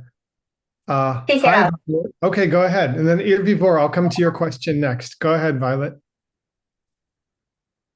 谢谢老师，我想请问老师一个问题，就是做思与受冥想的时候，我们带着对空性的理解做的时候，我可以理解为对方是我种子创造的，然后坏种子打开的唯一方式就是消融的唯一方式就是让它打开，然后这样我可以升起很多的慈悲和爱。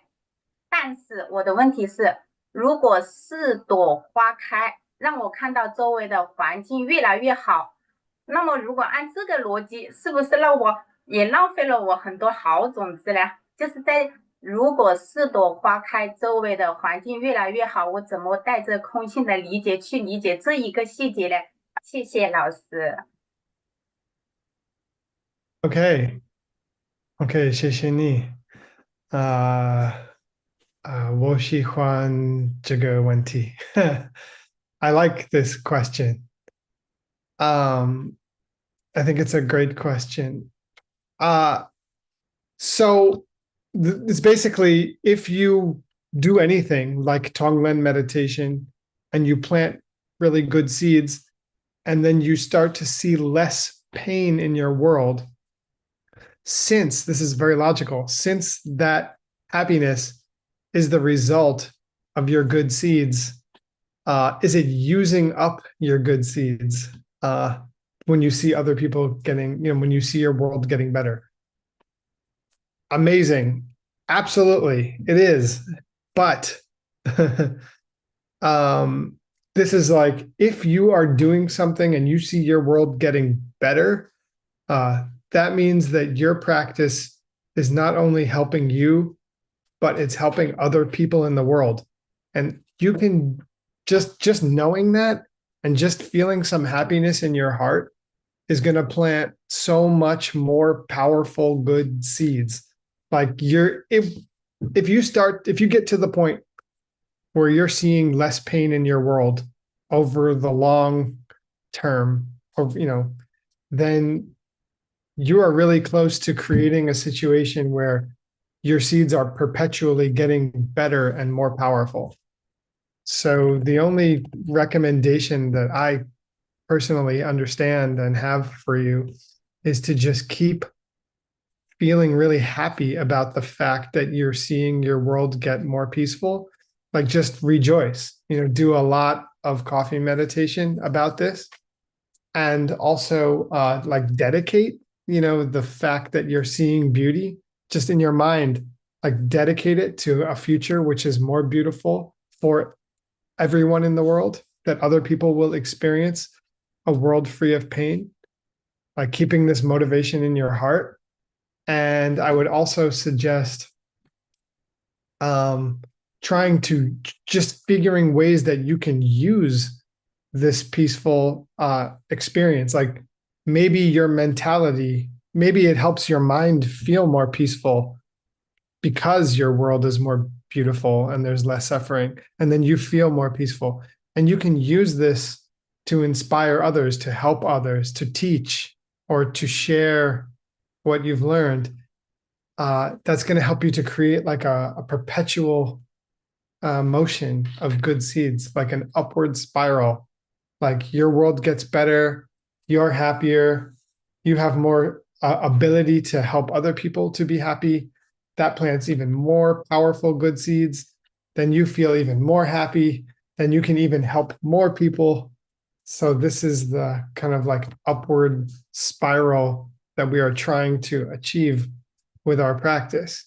So I think the answer is never stop working on it. Don't just relax because things are getting better. I mean, relax, but keep working hard. Keep working hard to plant good seeds. Keep working hard to help people. And it's going to just get better and better. Of course, there will always be ups and downs because that is the nature of the human experience. But hopefully it will be like up, then down, but always a little bit more up than down. So our life is always getting better, hopefully. So I hope that answers your question. A lot of dedication, coffee meditation, and never stop working hard to help other people to have a better life. And I'll try to go slow. I realize I may have been speaking fast. So apologies to the translators. And I'm going to answer Irvivor's questions. At least one of them.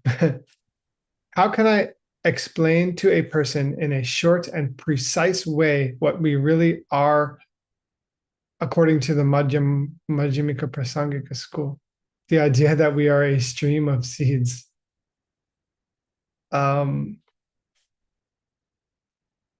That's I guess that's an easy question to answer. I don't know if it's the best to approach it as far as what we are.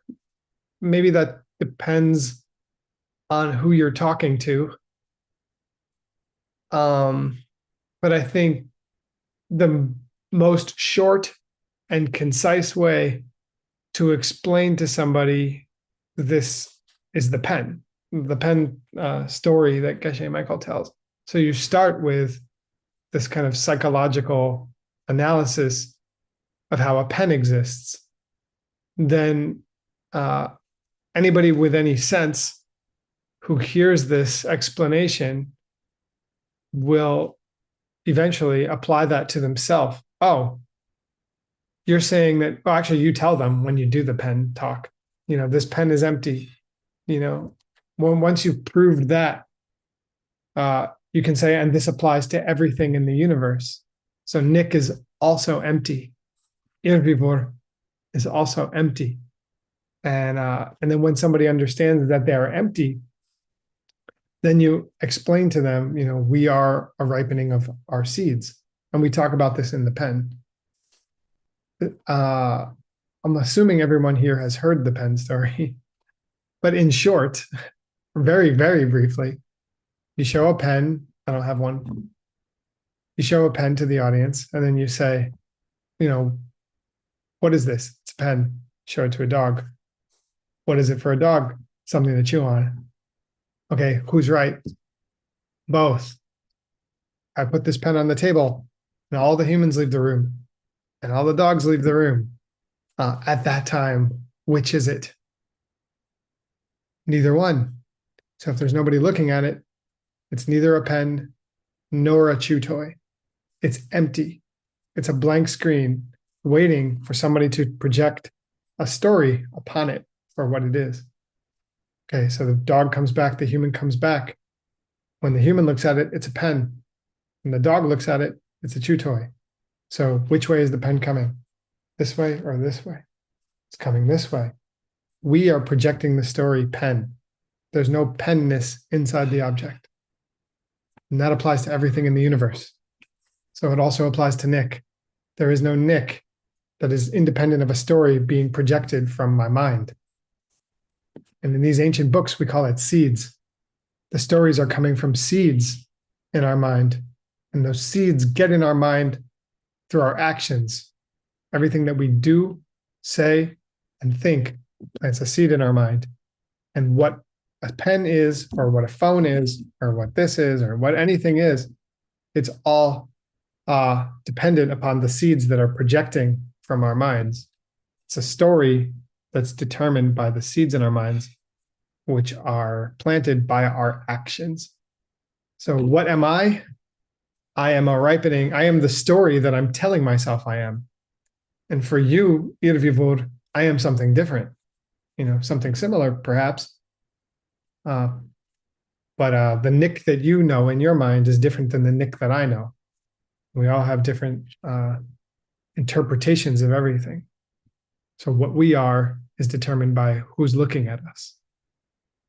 So maybe that's the most concise way to explain that to somebody. And there is not number two question.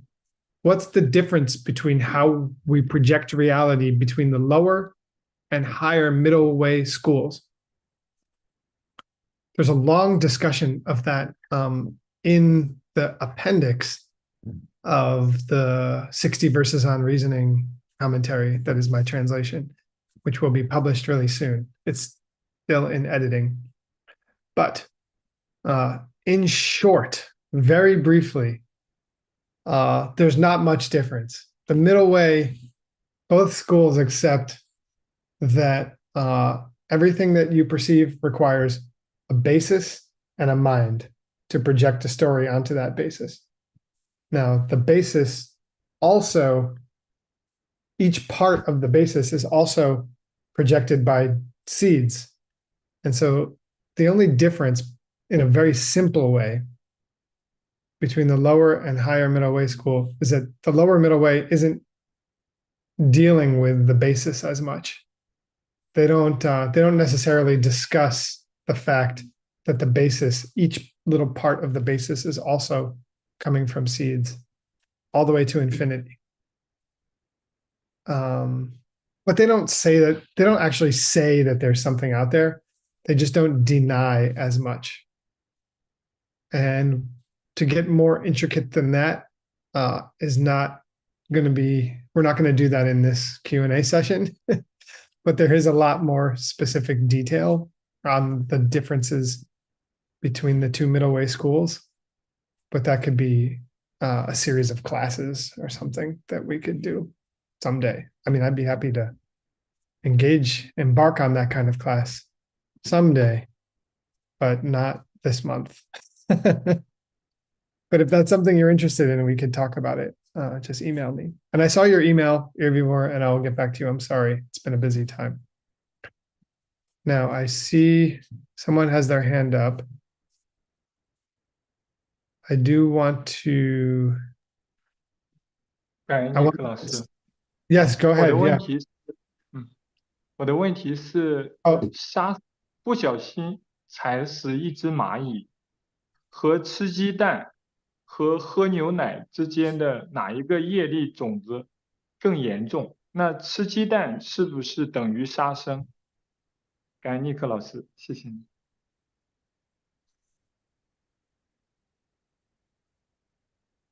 Wow, great question. I think personally, I don't have the definitive answer on this. I'll share my thoughts. If you eat eggs, that's actually an unfertilized embryo. So it's not conscious life. So no animal was killed for you to eat eggs. Is there cruelty involved in the production of eggs and milk and cheese? Often, I think there is, because they don't treat the animals well. So I don't know. I eat eggs and I eat cheese, and I really try to make sure that the eggs and the cheese that I eat is from a humane source. Like I will pay a little bit extra for free range eggs. So you buy them from chickens who live on a farm where they can walk around, and it's a humane, they are treated well. And same with butter and cheese. I try to only eat from humane sources. If you can't, is it a bad karma? Yeah, a little bit, because participating in a system that treats animals unkindly is not, it's a little bit of bad seeds, yeah. And you're not doing it on purpose. So I think it's actually quite similar to the seeds of accidentally stepping on an ant. It's like some of these things are almost unavoidable in our situation in this life. Like if you get in a car and drive the car, you're gonna kill bugs. It's just gonna happen.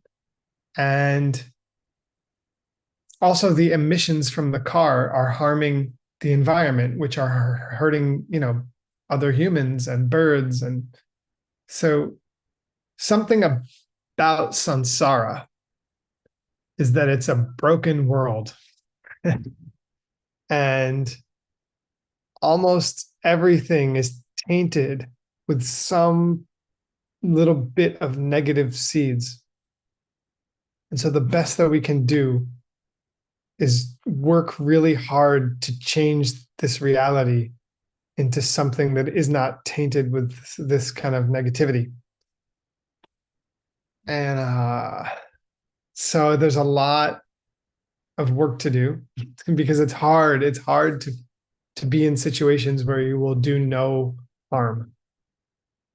So I think that it's really important as practitioners that we check in all the time, every day, with our motivations. What's my motivation for being alive? What's my motivation for eating the eggs? I want to be stronger so that I can be a better help to people.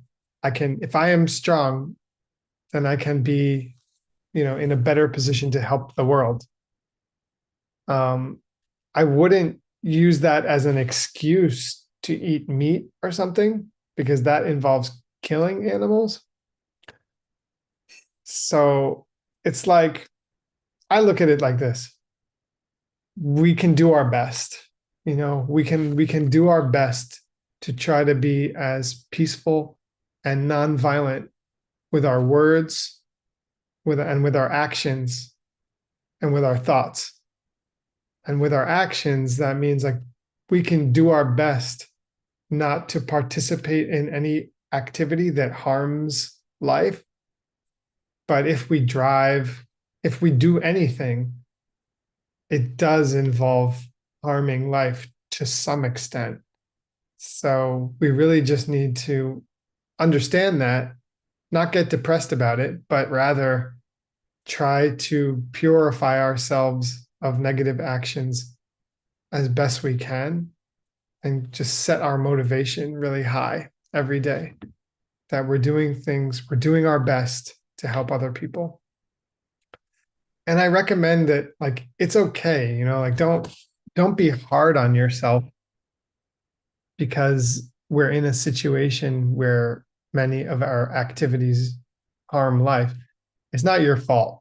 It's like, it's not to feel bad. It's just to, like, be realistic about our situation should help to motivate you to practice. For me, it's like it fuels the fire that makes me want to, like, practice more and be more kind and help people more, and support, people more and teach and share this wisdom as much as possible so that together we can cultivate a mindset that will lower the amount of harm that we do collectively. And I think we can do it. It just takes work. So motivation is big.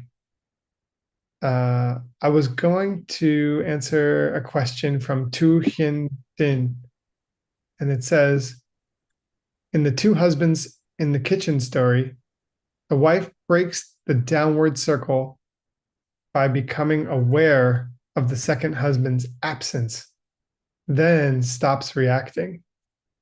But there is a reality that the husband is angry and hurt right in front of her. What can the wife do to help him? That's a great question.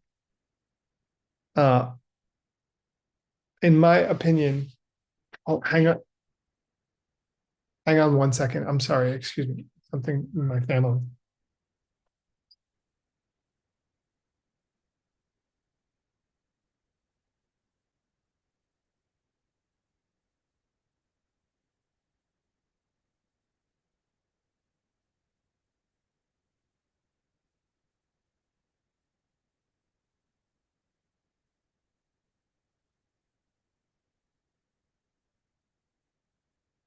Sorry.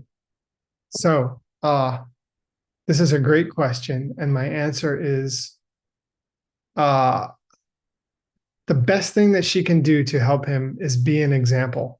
And like most of the time, the best thing that we can do to help people is be an example of patience, kindness, and not reacting. So probably if he's angry at her, it would not help for her to say, oh, whatever is making you mad is coming from your own seeds, like probably it's not a good time for the wife to explain emptiness to her husband. Probably. If he's mad, probably the best way to help him in the moment is to stay patient, stay kind, natural kind, not too kind, so that it won't make him more angry, but just to stay patient and kind and thoughtful and be a good example of peace. Then later, when he's not angry, then is a good time to try to slowly, if they're open to it, try to approach ways to help, like understand reality better so that they won't fight. But, in the moment, just be an example. That's the best thing. And it's hard. It's super hard. I'm not saying it's easy. I'm just saying, I think that in the moment of anger, that's the best you can do. Is stay peaceful, and your peace will help to calm them down. That's my short story. Let's see. Okay, I see Kun Nu Tan has a question. Has her hand raised. Yes, thank you, teacher. Yeah, I have a question, teachers, about the meditation. Do you hear me clearly? Yes. Yeah, like I understand, I remember the teacher Geshe Michael Roach said, in meditation, we have a two-part. Conversation mind is mean the mind thinking. And the second, in 1 hour, we need to focus on one single object, right? Yes. And at present, when I do meditation, I review the emptiness from the pen story to husband in the kitchen. and about the chichera. And I see I change the object about the pen, two husbands, or chichera, or something like that. Is good, or I think it's not single object. So I want to ask about your sharing about your experience about how you do meditating on 1 hour focus. Yeah. Okay. Okay. Thank you for your question. It's a great question. So the question is, during her meditations, she changes objects. She goes from like a emptiness analysis based on the pen, two husbands, Chichadra, and maybe other emptiness analysis. Yes, yes. So it's okay. There's different kinds of meditation, Jogom, Chegom, Shargom. So in the Tibetan language, those are three distinctions. Fixed, single point fixed meditation, analytical meditation, and a review meditation. So you can do a review meditation is like reviewing all the things you learned about in class, like in a list. So I'll do this kind of meditation before I teach. I often will do a shargom, I will make an outline of everything I'm going to teach, and then I will review point by point everything so that it's fresh in my mind, and I will review the outline forwards and backwards and expand on each point in my mind in meditation. So can you say that is a single object? Kind of, because my list is one object. I'm going through all of the details of the object, but the outline of the teaching that I'm going to give, you could say, is the one object. So that's okay. You're talking about an analytical meditation where you're trying to analyze and understand emptiness more deeply, right? So for that, I would say yes, it's not the same as doing a single pointed fixed meditation. And I think you should practice both in different sessions. Yeah, of course. But it's good to do the analytical meditation. So analytical meditation means there's a problem that you're trying to understand more deeply. And then you analyze it with your mind. And you try to sit quietly so that you'll be able to go more deep into the question that you're trying to analyze. So when you're analyzing the Chichadrak, which is hard, it really helps to be meditating. So what I would advise is at the beginning of any meditation session, it's really good to do at least like 10 breaths where you put your mind only on the breath. The feeling, maybe it's different for everybody, but maybe the feeling of the breath at the tip of the nose.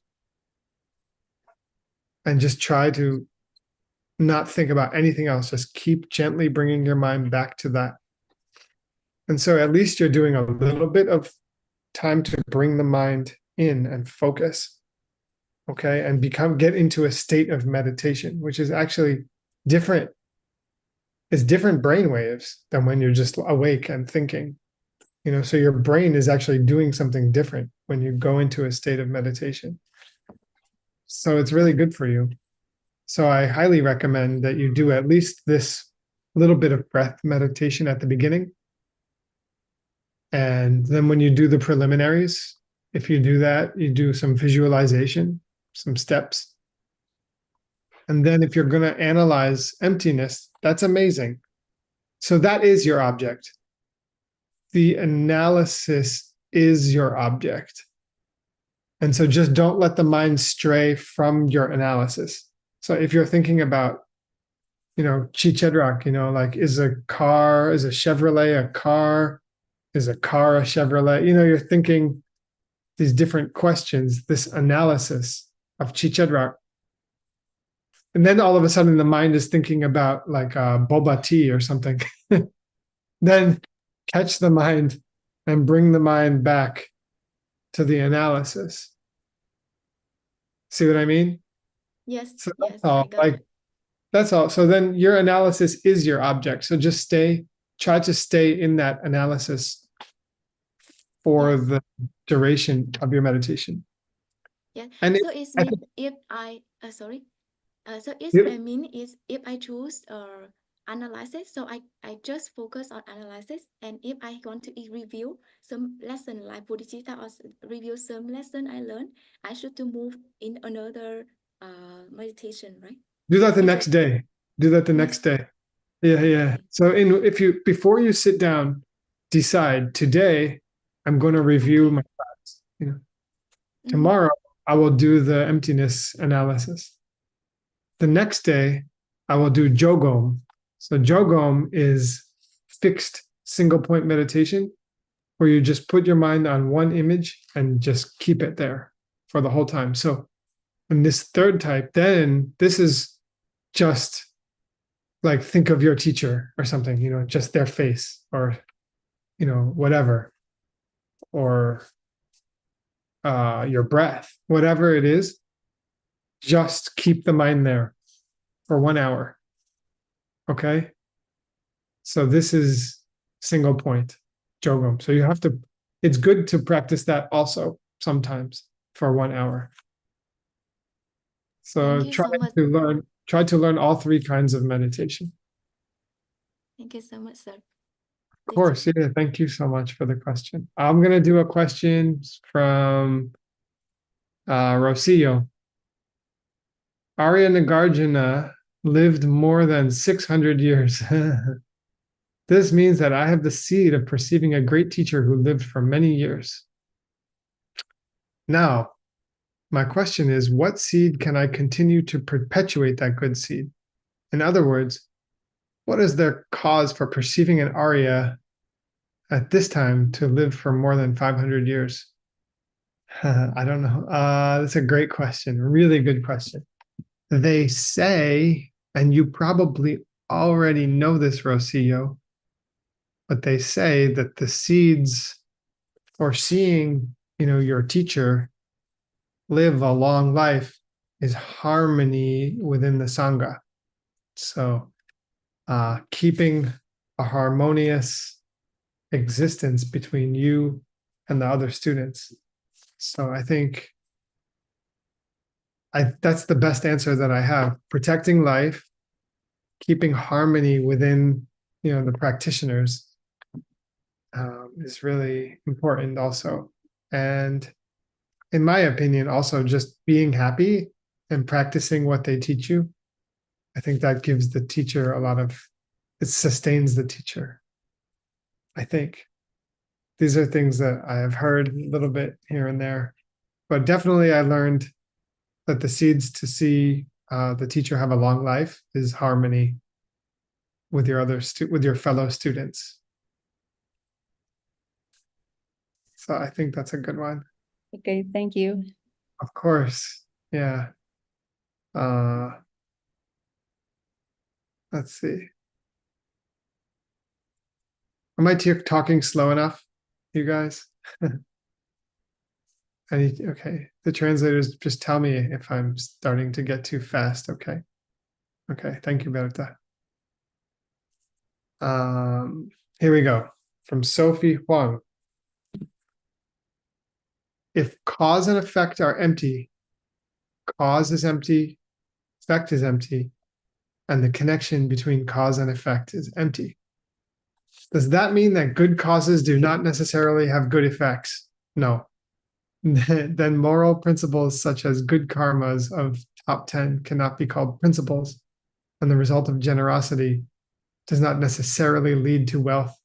Stinginess may lead to wealth. Does not mean that.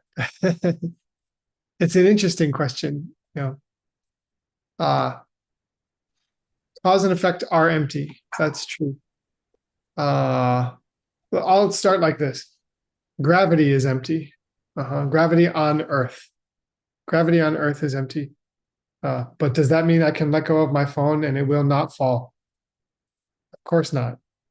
So just because something is empty does not mean that it will not always work. the fact that something is empty means that it doesn't exist from its own side. It means that it requires a perceiver to experience it, to label it, and for it to exist. So a cause, let's take a cause. A cause is empty because it's not a cause until it produces a result. It depends upon the result for it to be what it is. There's nothing that's a cause from its own side. It depends upon the result, for example. And then if you've studied Nagarjuna, you know that actually there never is any moment where there exists something that you can truly call a cause. Because once the result has come, the cause is gone. So the point is, a cause, like a seed, while it exists, is never a cause. When the sprout comes, the seed that existed before is the cause. There is no sprout. So what exists as a cause? Only your story of the seed. Only your story of the seed that existed before. So you label it a cause. So it's empty of being a cause from its own side. It depends upon your mind to call it a cause. Okay, that's what it means for the seed to be empty. And that's what it means for cause and effect to be empty. They depend upon your seed to label them as cause and effect. But the way that they function, the connection between cause and effect, also empty. Your mind makes the connection between cause and effect. But that is the way it works. Like cause and effect follow the laws of karma, the 4 laws of karma. So like makes like. That's the first law. You get a similar result. If you are generous, then you will receive abundance in your life. And that is true, even though, like, just because it functions based on your seeds rather than from its own side. But our seeds, all of us, create a situation where like makes like. And that's one of the fundamental rules of the universe, just like gravity or the other fundamental forces. And so my point is, though, I'm not able to prove to you why the laws of karma are true. That is something that we defer to the ancient books of why they are the way they are. But what I'm trying to tell you with my answer is just emptiness doesn't mean that things don't work. Emptiness means that they depend upon the seeds in your mind to be what they are. So it's a little different. So yes, they're empty. And no, that doesn't mean that stinginess could lead to wealth. It's a good question, though, and it's a hard concept.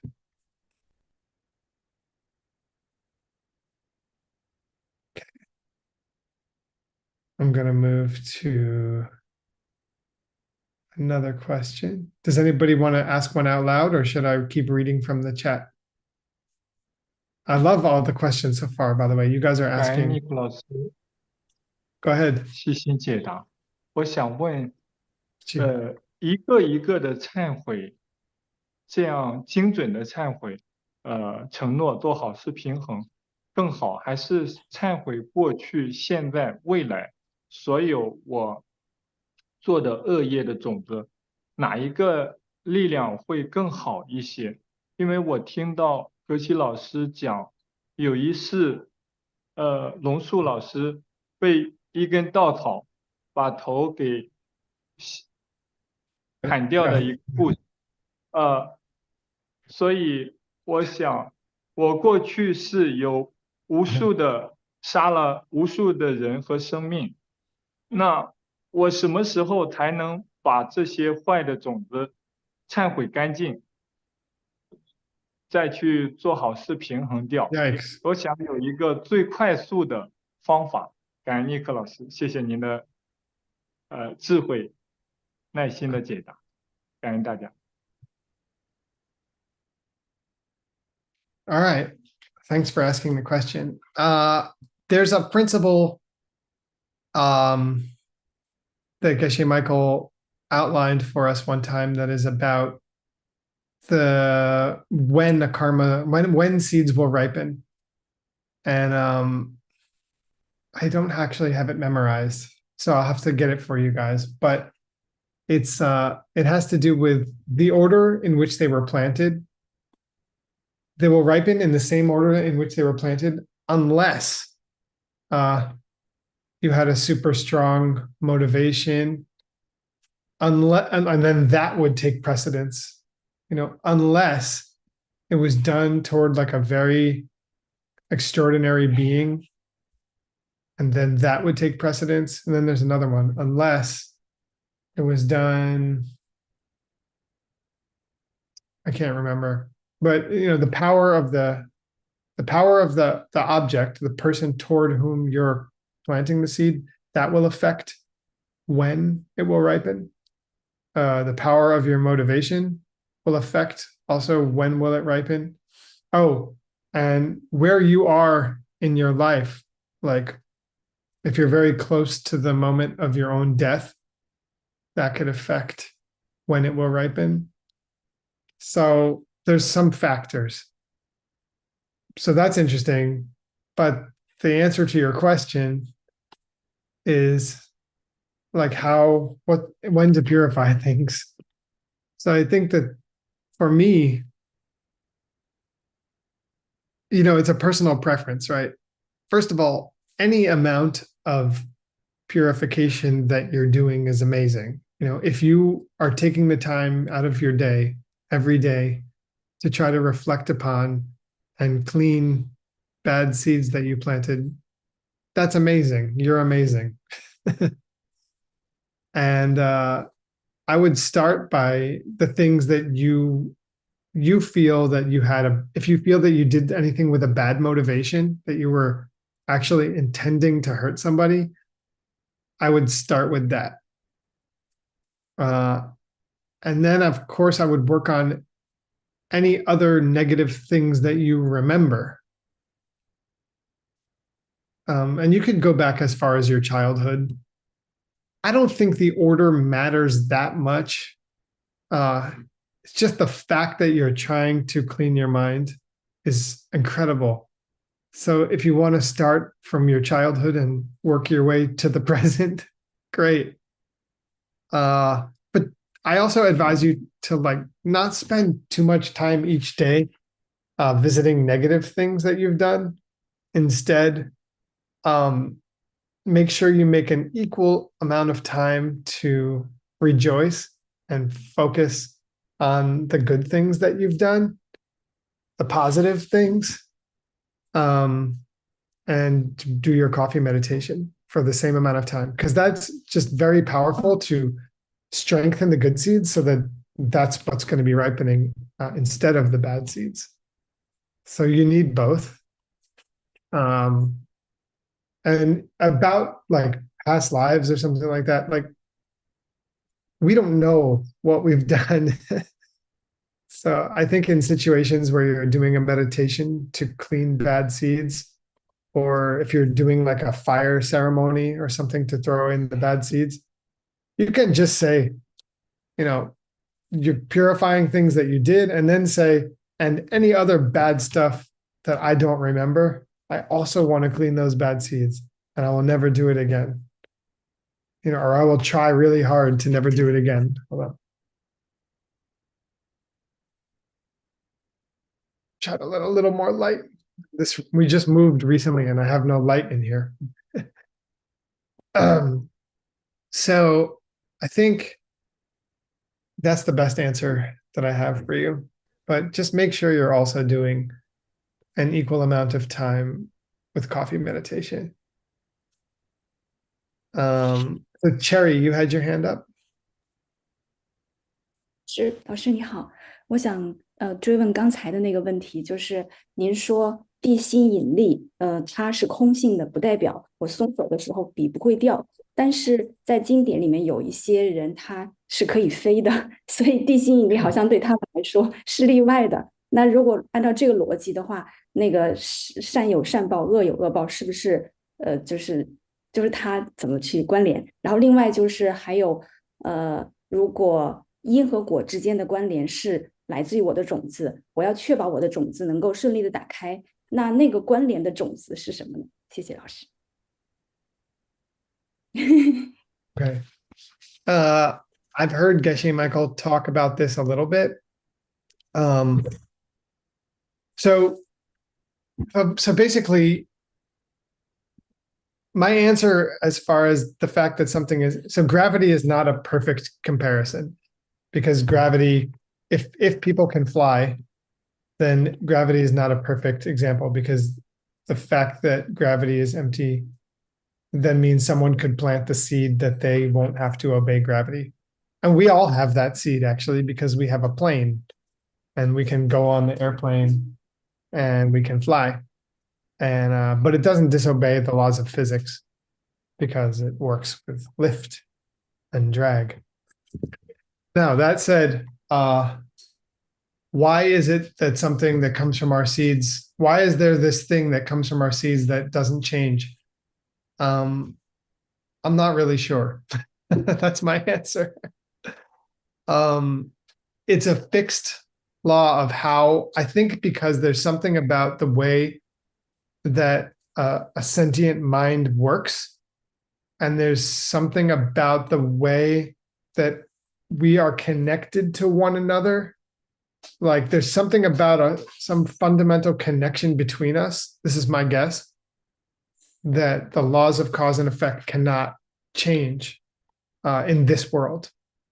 Okay, that's all I know. I don't have an exact answer for you for why, but I think that there's something about the way our mind is built and the way that we are related to each other. And other than that, you just have to think about it. But Geshe Michael says they cannot change.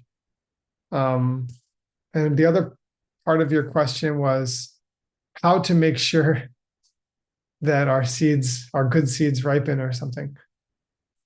This is interesting. Geshe Michael said that the seeds for a coherent reality, coherent, like the things make sense, because this can change, okay? Your reality can become incoherent. That would be like Alzheimer's, like this disease where you get really old and then you forget who your family is and you don't remember anything and everything is like chaos. So this can change, okay? So Geshe Michael has said the seeds to maintain a reality that is coherent and makes sense.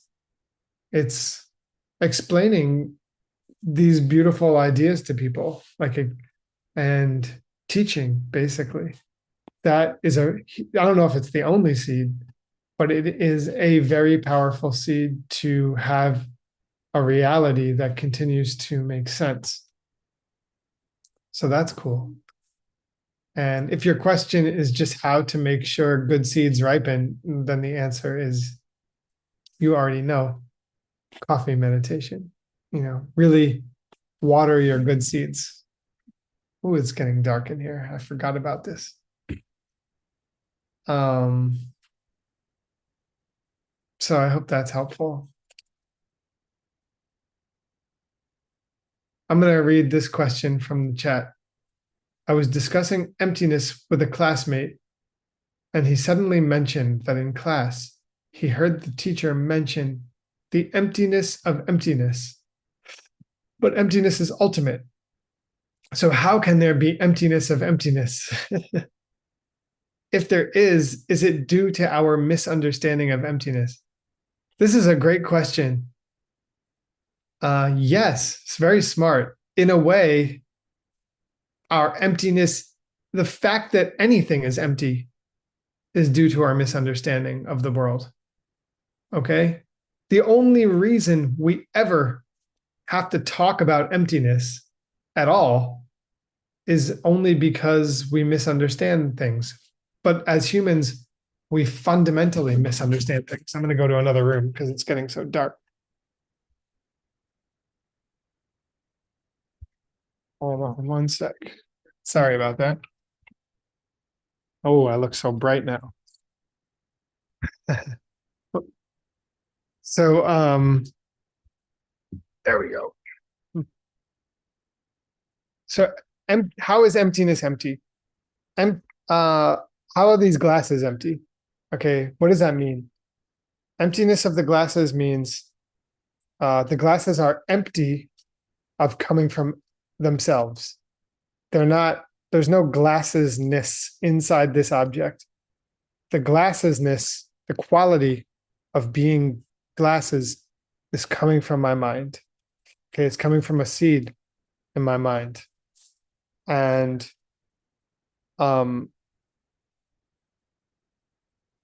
that's true about everything in the universe. Okay. And things have always existed that way, and they always will. They are empty of having any nature of their own. Why do we have to talk about that? Because our mind is wired, our mind is, the way that it functions is that it looks at things and it sees them as if they had some nature of their own. Look, there's my dog. He's a really good boy. Go ahead, boy. So that's why we have to say things are empty of existing that way. If they didn't appear to exist that way, we would never have to talk about emptiness. Okay? So at a certain point, we won't have to talk about it anymore. The emptiness of emptiness means that concept, the concept of emptiness, is also something that exists dependent upon our seeds. There is no absence of self-existence that exists independent of us, misperceiving things. So the existence of emptiness depends on our misunderstanding in general, actually. So if something depends on something else, then it's empty. It doesn't have self-existence. Emptiness is ultimate in the sense that when we try to find the deepest, truest nature of something, we come up empty. So it's ultimate. It's the final analysis. It's the furthest place, the furthest concept you can reach in your analysis of how we exist. It's the deepest you can go in your philosophical analysis of how we exist. So it's ultimate. But the concept is empty. It's dependent upon our minds to perceive it. So it's also dependent upon our misunderstanding. Otherwise, there's no emptiness that exists from its own side. And in that way, it's empty. Cool? Okay. So there's so many questions here. Somebody asks, I want to help Geshe Michael, but my ability is limited.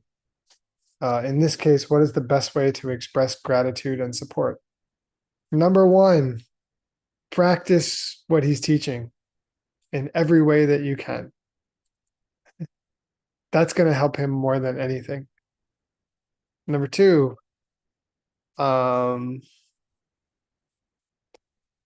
be happy. Number three, support his vision for the world as best you can. If it's through teaching, money, to support his projects, volunteering, what or whatever, anything, whatever you can think of. But most importantly, practice and have fun. And this will support him very much. And be nice to people.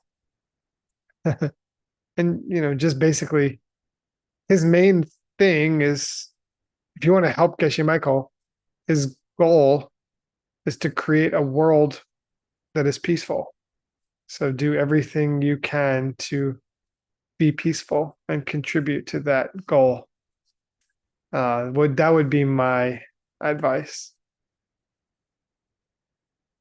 And if you want to express gratitude, you can write him an email or, just thank him on your meditation cushion or anything, I think is fine. He appreciates it, just that you're doing your practice. But of course, he's also happy if you support his programs because that's part of his vision for making, so you can do your part personally to make the world a better place. And that's the number one thing. And if you can support Geshe Michael's programs, then maybe you're doing something even beyond what you can think of yourself. And maybe you can affect more people. That's one of the reasons that I'm doing what I do, because I don't have the level of vision that somebody like Geshe Michael has. I can't see the future, whatever. I'm not as creative and I don't have this incredible imagination of how to help the world. So I like to help him who's helping the world.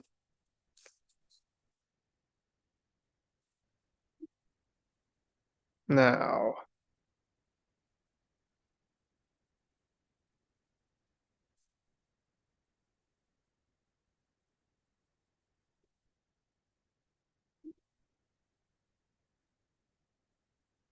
somebody says, practicing emptiness will help me grow in wisdom. But only if I focus on practicing emptiness without doing 4 steps of normal goals like finances, health, will I automatically achieve finances and health from practicing emptiness? I don't know. I think that the question is a little bit, what do you mean practicing emptiness? To me, practicing emptiness means understanding that things come from my seeds and planting good seeds by being kind. What do you mean by practicing emptiness?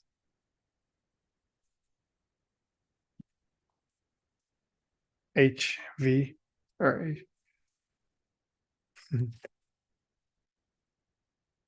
Well, if your practice means planting good seeds, then it might help with finances and health if you plant the kind of good seeds that will ripen. If you're generous and if you protect life, then it will. So, according to my understanding of seeds, like makes like. So in order to get the results of wealth and health, there have to be some causes present. So you have to plant some good seeds related to those things. And maybe you will do it accidentally, or I hope you have the seeds already, in which case studying emptiness can help you to make the seeds ripen faster. I think so.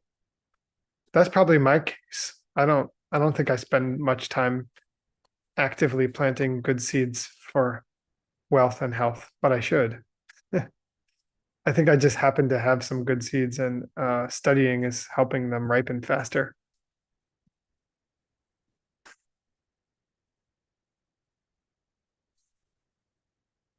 Okay, let's see.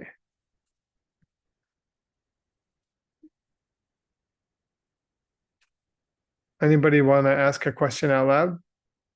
Or shall I keep reading from the chat? Elva, go ahead. 我记得 This is the last 哲 question. 熙老师讲过，就是好，谢谢。龙珠老谢谢老师的精彩回答，收获非常大。我还是想问有关空性的问题。刚才在回答上有一个问题说，您说到一句话说，空性就是取决于我们种子打开，这个就会投射出什么。那如果说以中观上部的解答来说，那这个又告诉我们说，老师就是我们看到所有人都是老师。那我想请问，空性就是佛性吗？这个怎么用中观上部的逻辑来解释呢？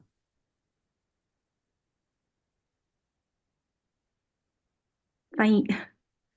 I don't think I quite understood. I don't think I understood the question. Is emptiness the same as Buddhahood?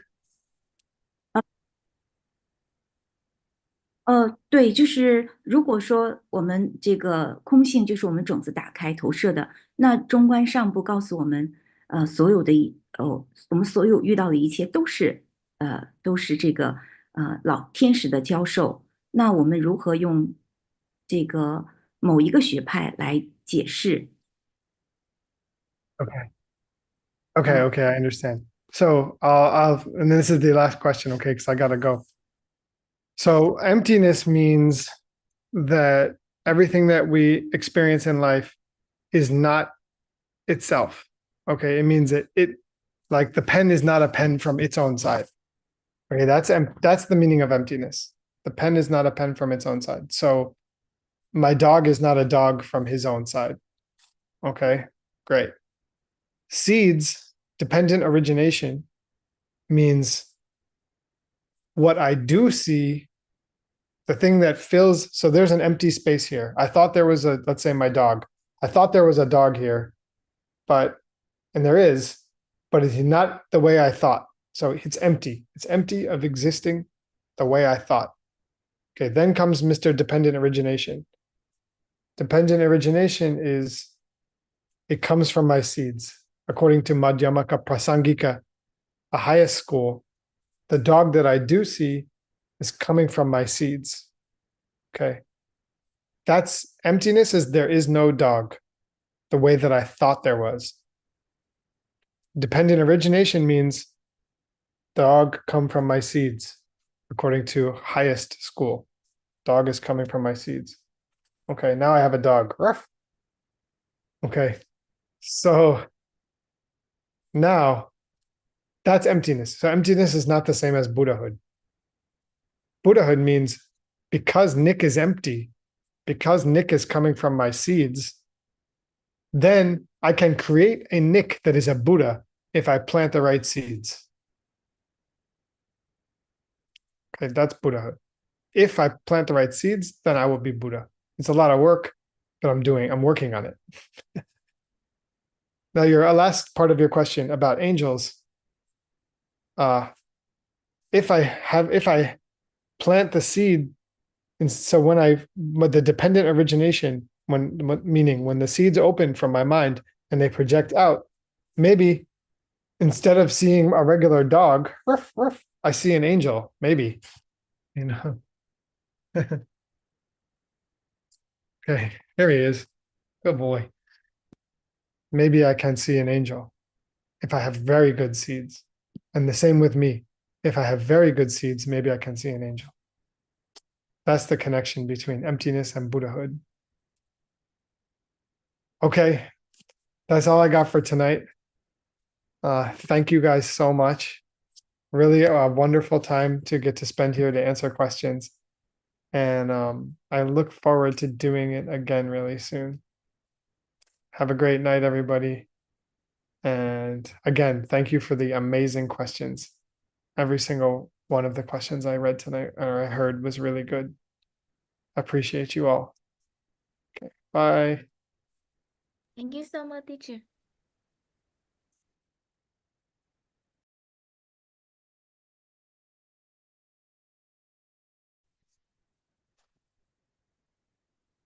Hi, everyone. For those staying for the Tibetan class, for the West Chinese alphabet class, we have our last session today.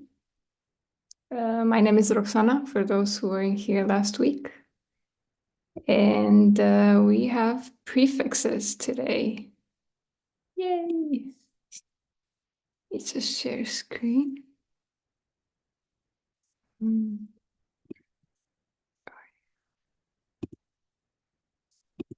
we go.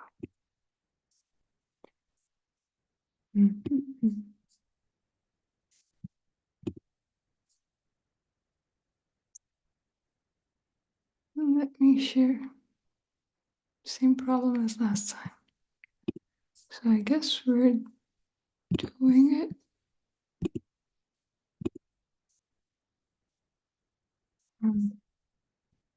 Second.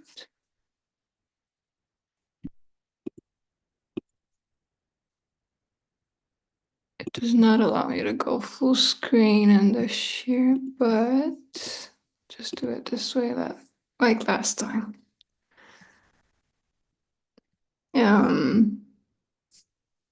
Okay, cool. So prefixes are called nyunjuk in West Chinese. It literally means what comes before. Nun is before. There are 5 of them. All right. We have ka, ta, pa, ma, a. Just check if, okay.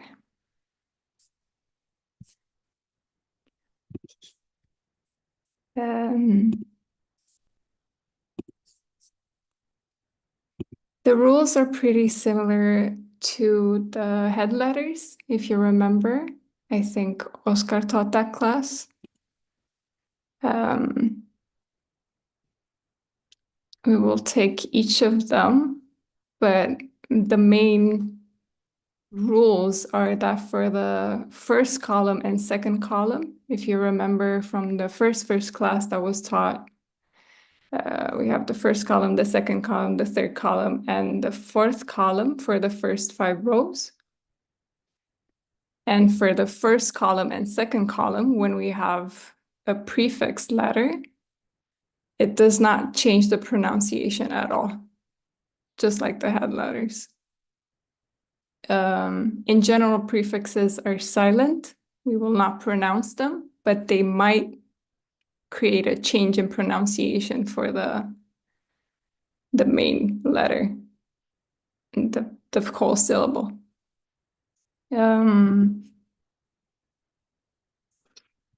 When we want to spell it in the West Chinese way, we would, for us to signal that it is a prefix letter, we would add an o at the end of the letter. So for this, we would say kao, kao ta, naro to, nga, tong.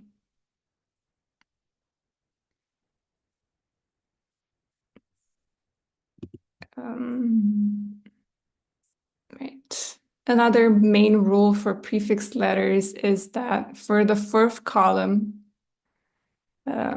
so normally the fourth column, the rule is that they are low tone. But if you add a prefix letter or a head letter, it becomes a high tone, right? So normally we would read nga, nya, na, ma. And with a head letter or a prefix letter that we're studying now, we would have nga, nya, na, ma.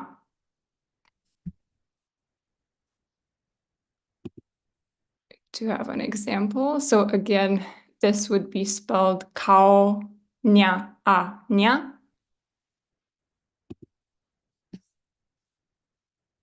And now this is the main change that they create in the pronunciation for the syllable. It happens on the third column. So normally for the third column, we would read these as a low tone, right? This would be ka, cha, ta, pa, ta, right? And if we add a prefix letter, or a head letter, the rules are the same. They turn into a regular English sound, right? So this would be a ga, this would be a ja, this would be a da, this would be a ba, and this would be a za. That is the main thing. We have a couple of examples here. And again, with the jorlok, that's spelling in West Chinese, we would have hao, ga, a, ga, mao, ja, la, gel, gel. This has a prenasal. We'll talk about it next. And mao, za, naro, zo. It might have a prefix too, a prenasal too. So there are 5 prefix letters, but for 2 of them, the ma and the a, they also add a prenasal to the pronunciation of it. This is for the 3rd column again. So the 3rd column is very important for prefix letters and for head letters, because that is the main change, the main column that they affect. And again, for a ma and the a, you would add a prenasal. And the prenasal, right, it will depend. Let's see, we have a couple of examples here. The prenasal will be even more obvious when the syllable before the syllable that we're reading in that moment ends in a vowel, right? So we have here an example. This would be read menda, right? You read them kind of together, and this becomes a prenasal and menda. This would be chonjel. And the very, I'm sure everyone has seen it before, gendun, which means sangha, or community of high practitioners. There is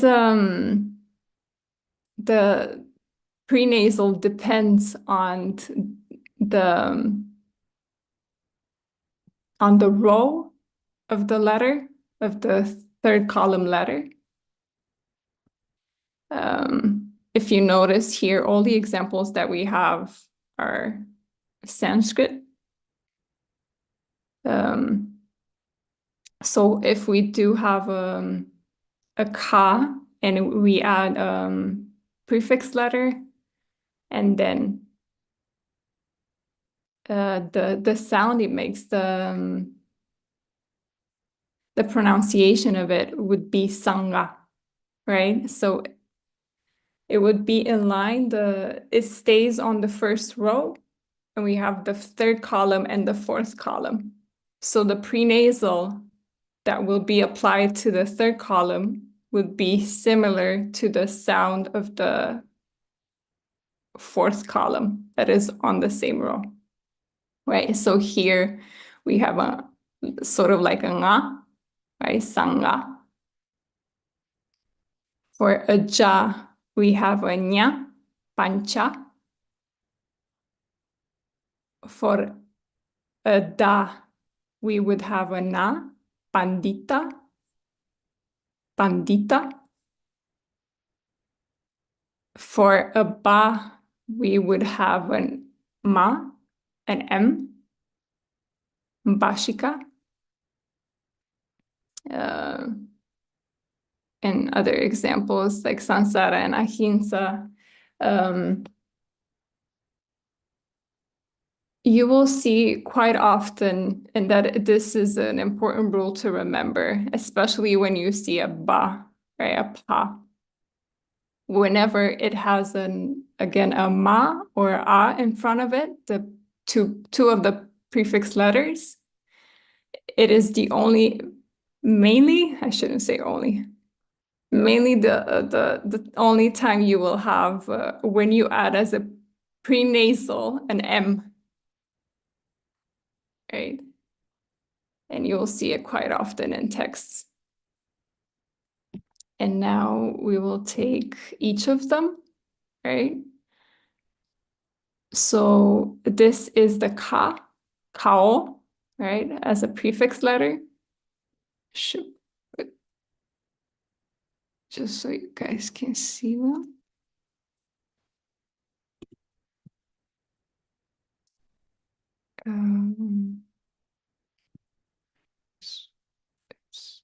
I think it's this. I always confuse these two because we have two main systems, right? The Wiley system and the ACIP system. And this is where they differ. I think it's this. Ugh, if I made a mistake, I'm sorry.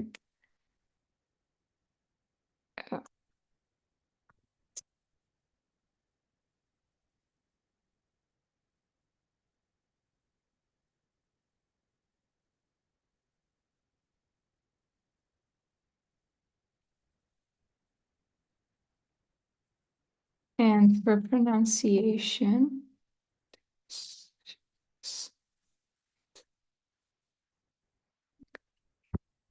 so for this one, we would have kao cha cha, kao ta ta, kao za za, kao sa sa. You maintain the way that the main letter was pronounced, right? If it was a high tone, you keep the high tone. If it was a low tone, you keep the low tone for the first and the second column. But it does affect the third and the fourth column, right? Kao da da, kao sha sha, kao nya nya, kao na na. So again, from a low tone, it turns into a high tone on the first column. And kao ya, ya, ya. So this you will see, right, the little line. Can't think of the English word for this now. This is mainly used because we need to differentiate between yatak, right, a subjoined letter, ya, and then having the ka as a prefix letter, because normally they would look pretty similar, right? If we wouldn't have this distinction. So they created this line to add so we know that this is a prefix letter. Because it is very important when we're reading Tibetan for us to identify the main letter, right? And then seeing what the prefix letter is, if it has, if there is a vowel, if there is an upjoined letter, a subjoined letter, a suffix letter, and a second suffix letter, right? And this makes it easy for us to be able to identify really fast that this is a prefix letter and it's not a subjoined letter.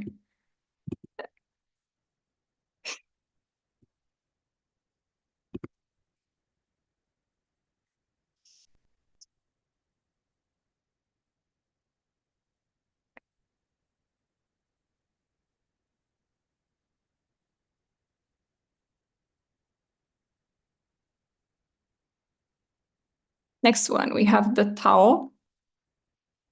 We have Ta, Tao, Ka, Ka, Tao, Ka, Ka, Tao, Pa, Pa, Tao, Ka, Ka. Hey, this we will see later. This is an exception. We will talk about it in a little while. Yeah, it's close. Tao, tao nga, tao nga nga, tao ma ma. And we have the pao. I hope this is helpful if you guys see them, because we do mainly use transliteration. Yeah. This is the other way around. Is that the tsa?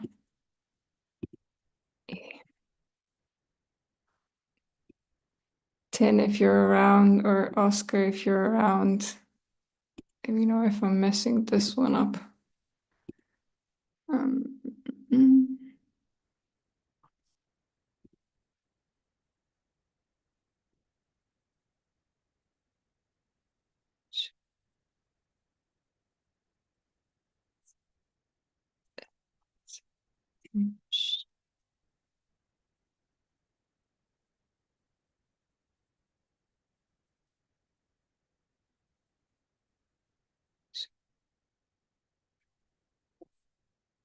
So we have pao ka ka, pao cha cha, pao ta ta, pao za za, pao sha sha, pao ka ka, pao sa sa. Nah, pao sa sa, low tone. Pao ja ja, pao da da, pao za za, pao sha sha, pao nga nga, pao nya nya, pao na na, pao sa sa. 2 more to go. These ones are the ones that create a prenasal.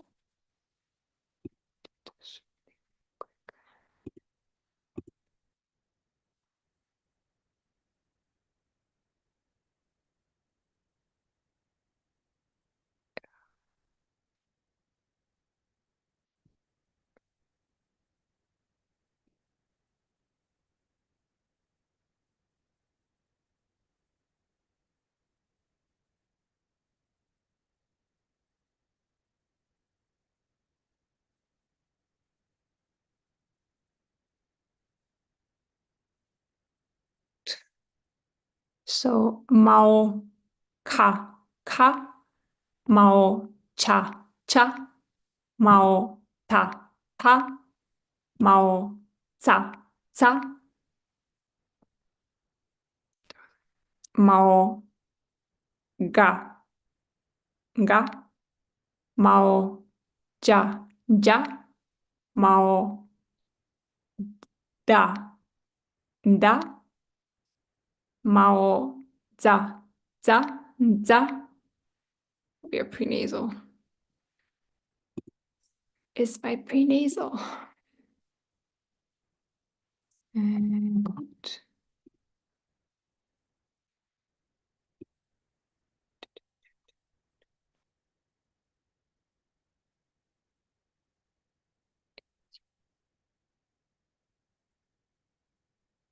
yeah, this isn't right. This needs to be this, I think.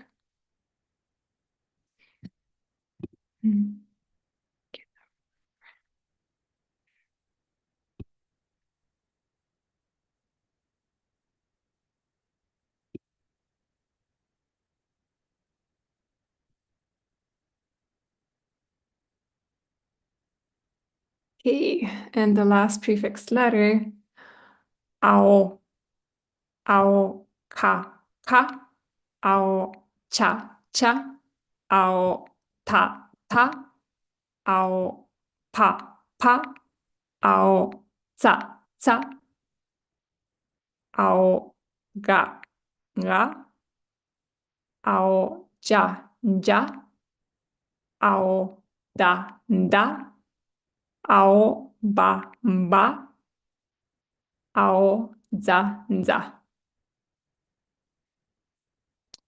Cool.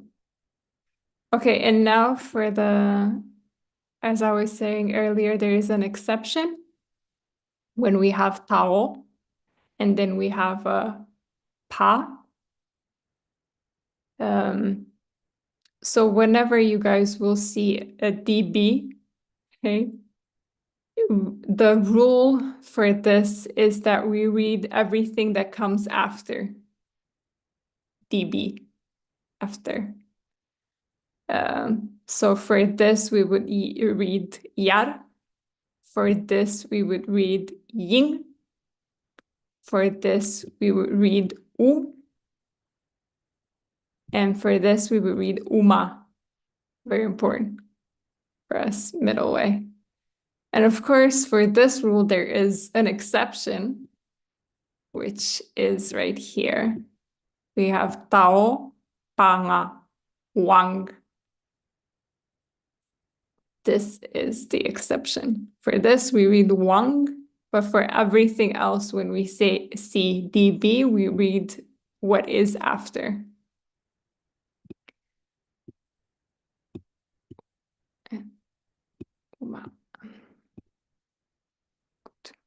And a couple more exceptions. So mainly when we will see, especially for numbers, when the first syllable ends in a vowel, like we have here, and then the next syllable starts with a prefix letter, like we have here. Usually you read them together and you do pronounce the prefix letter, okay? Exception. This is an exception. For example, this would be chuksum. This again is an exception. It does end in a vowel and it does have a prefix letter, but it's not, you wouldn't guess that it's right pronounced sapten. It's just an exception. Same here, kapcho, kapchu.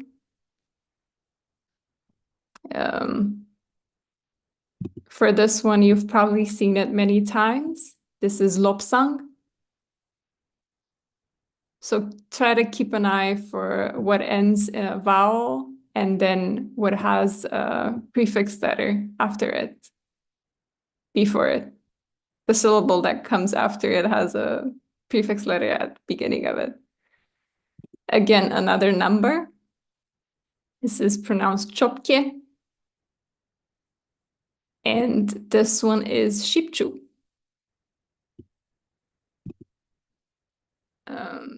And this is really our lesson for the prefix letters. Are there any questions on the prefix letters or any of the rules that we had? Because if not, I would love it if we can actually read.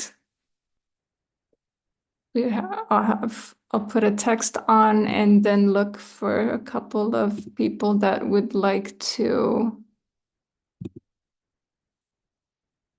practice.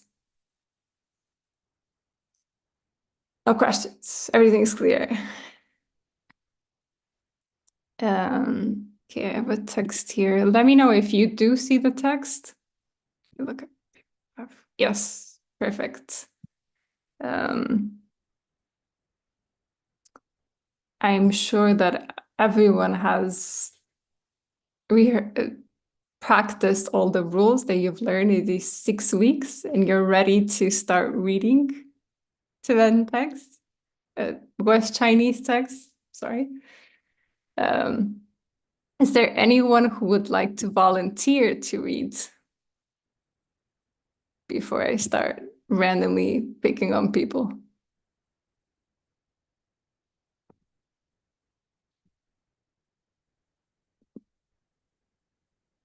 Elva, yes. Yeah. Okay, thank you, teacher. From From the beginning, from the first one. Gagakedu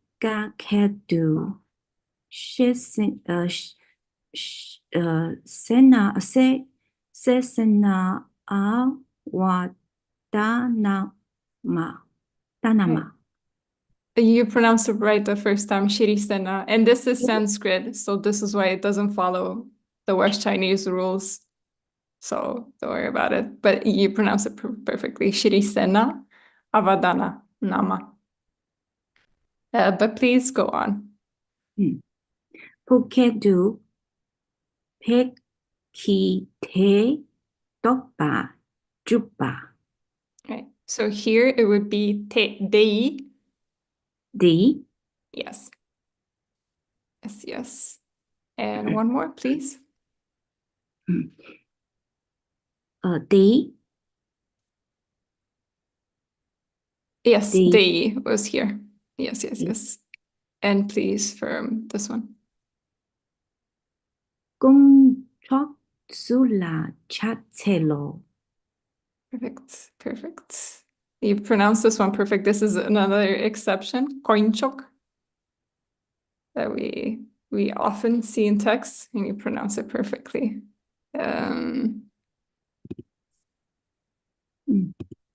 Actually, would you like to read this one too? Number 4. Okay. Thank you. Lenshi Niendu Yupana de Tene Jodinde Ki Gelong Namla Gatseba Gelong Dak Geote Ji Pa Ne Chimbe Jabu Shela Chimbe Gosha Sharibu Namba Mingba Yangshe Shindu. That's so beautiful, Eva. you. So beautiful. Really, congratulations. Very, very beautiful reading. Okay, more victims. Oh, so small. Okay, I'll try to make it a little bit bigger. Can I? So let me. Yes, this.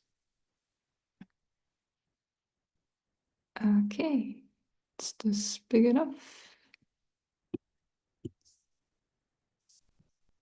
Better.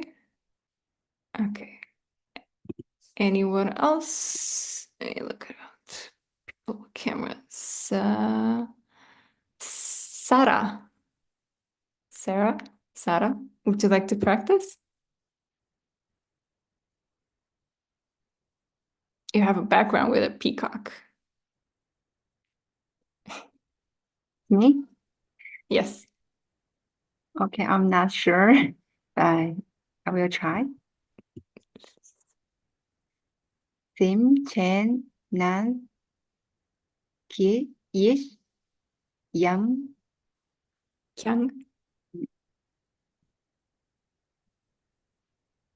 Yam Kyang. Kyang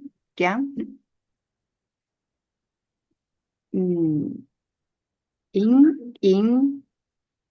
Jimbei.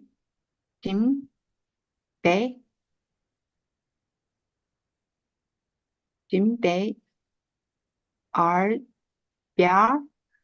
No. So this one we talked about today, right? The prefix letter, and it's ndrebu, ndrebuang. As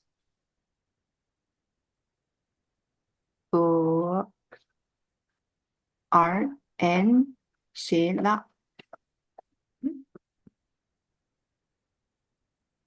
Jen ba bia ba go Bei. Be go shell Shai.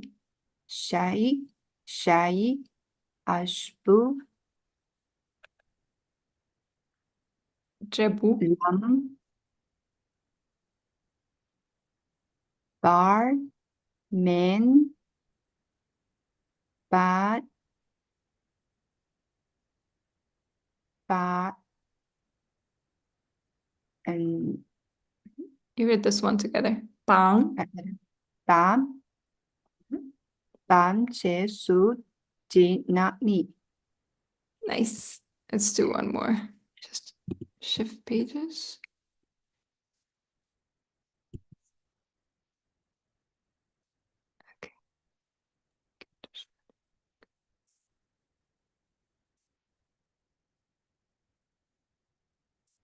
Để thả na hàm ký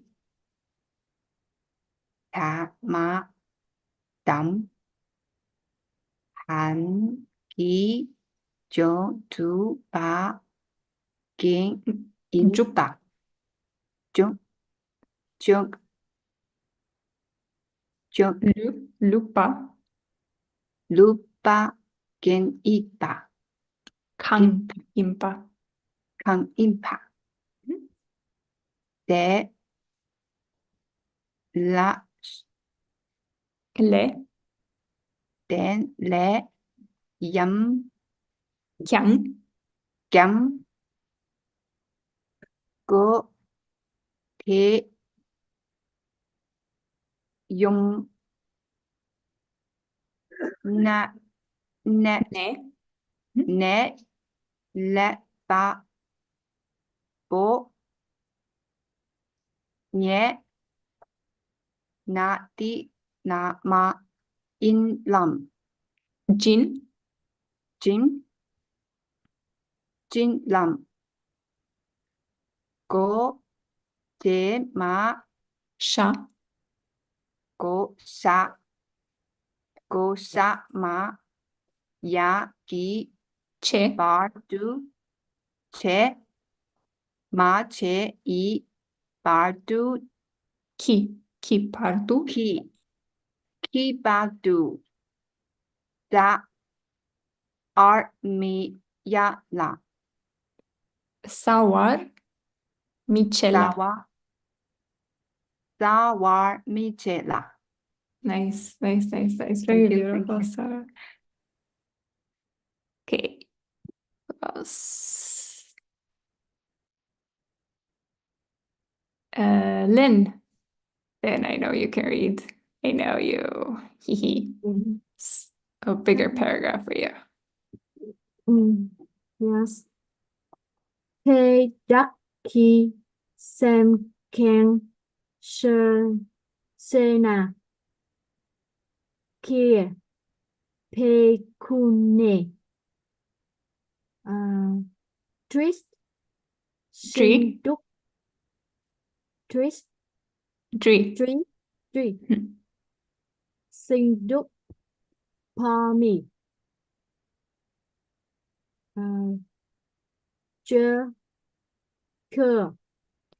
So this is a perfect example for we were talking before. We have it ends in a vowel, and then we have a prefix letter that is an owl. So it creates a prenasal, and we pronounce these two together. So this is mingur. Mingur. Wow. Chikna. Chi chỉ tỏ nghe chin bê trê buang shê là chin bê khô khô Go. khô go shê shê Shai. shai shai trê bu nam pa min pang shê sinh thủ sam chen nam ki chin bê trê bu ang Michela chin bê go shai trê bu nam pa min pa ang mi shê bê ni. Beautiful. Then Thank you so much. So nice to see you again. Keely, would you like to practice? Okay, but I try. I also not very sure. Okay. Nice. He yi yin Cheer. chi Cheer. he chi Cheer. chi An he R, a little bit of an R at the end. chi Cheer. he chi he tang ni kun tu jin he sam ki ma Jinpei. yim Jinpei. Jinpei sam ki ma yin ha Jin. jin pa go Palm. ham go sha ma ya Che. che pa pa pa sa ba che Sawa. sawa che la he dang yi sam khang Sem. Sem. sem khang Kyang. kyang shen na Ser. Na. se na Yes. A continues.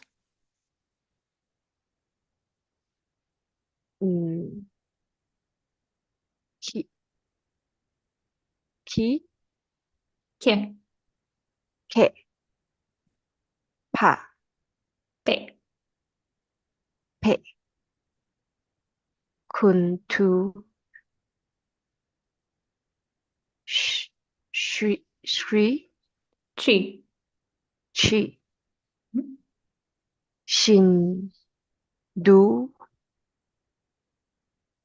go Prenasal. Nduk. Go. du go. Beautiful. That's really nice, Keely. Really, really Thank nice. you. Okay. Oh, I see.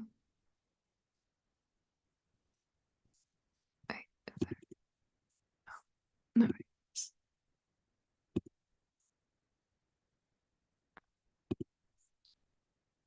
There is someone with their camera open that is a name in Chinese that I cannot read. If they would like to read.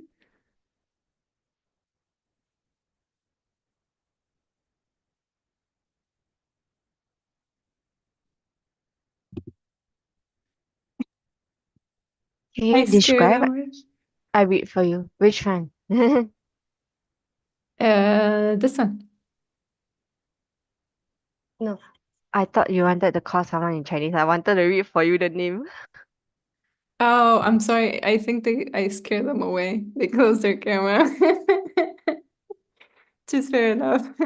You don't have to read if you don't want to. Ushan? Ushan? Would you like to read?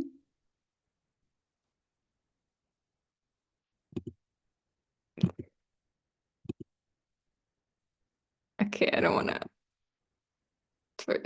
I'll just go back for the people that wanted to. Marina, are you around?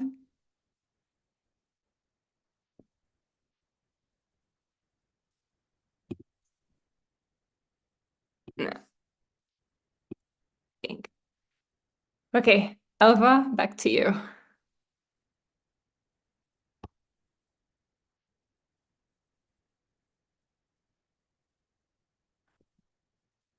Elva, would you like to read some more? Oh, thank you. Jordan 내기 해게 치카 가 대 they worship 해게 두 순에 신양 동배 디케 체 가체도. Beautiful. And now, please, this one, and please keep the beat. Thank you. 고샤다 기능바님 기타 둔치 기우바테庄重십나 숭바신 샘친낭키 신나니 마침바두 미사신 스나 친두 미기울라. Music. Oh, so beautiful. Thank you, Elva. You guys should know that Elva has been studying for a while, so don't feel bad if you can't read like her. She's been around. She's definitely practicing. You guys can notice, right? Beautiful, beautiful reading. Change page. Okay. Dun, dun. Who is Sarah? Sarah?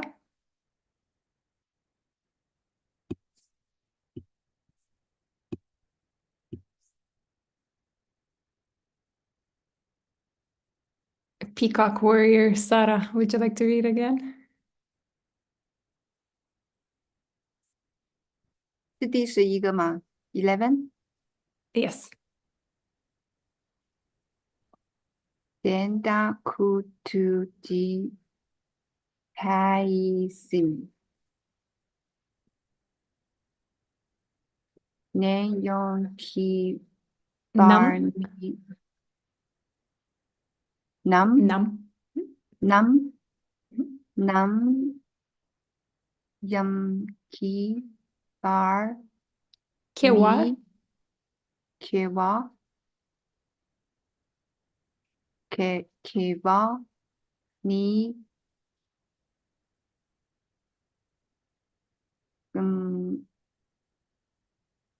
I don't know how to do this one.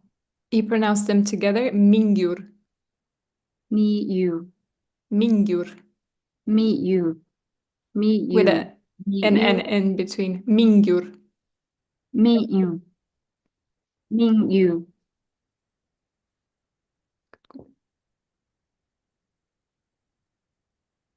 Yuna. Gongcheer. Chipa. Jipa.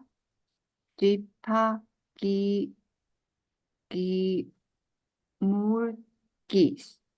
Timukki. Mukki.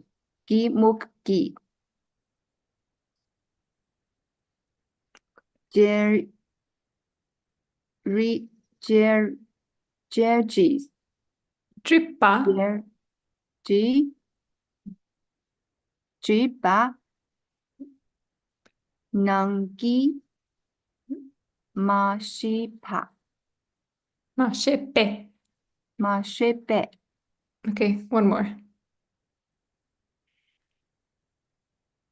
De. Year. Cheer. Gun. Cheer. De cheer. Gun. Tu. Dundi. Zin.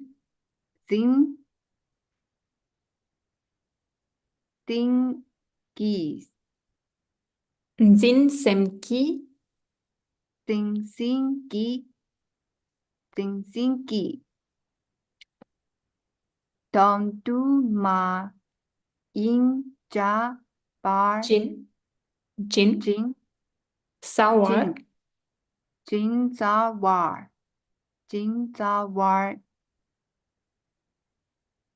Chit. Jinjawa chit. De da dir na ký nó yum kyang Ne kyang. ne kyang Nice. tinh ni con na Kunne. Goodness cheers sin dun Duk. duk. Nice. Very, very nice, Sarah. Thank you. Do you pronounce your name Sarah? Or is there a different way? Yeah.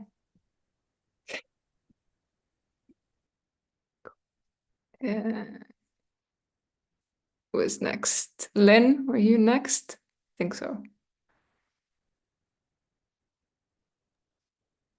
Hangi se chom den de ki tu di se ba Sheppa. Sheba Te se sa nampa chúc tu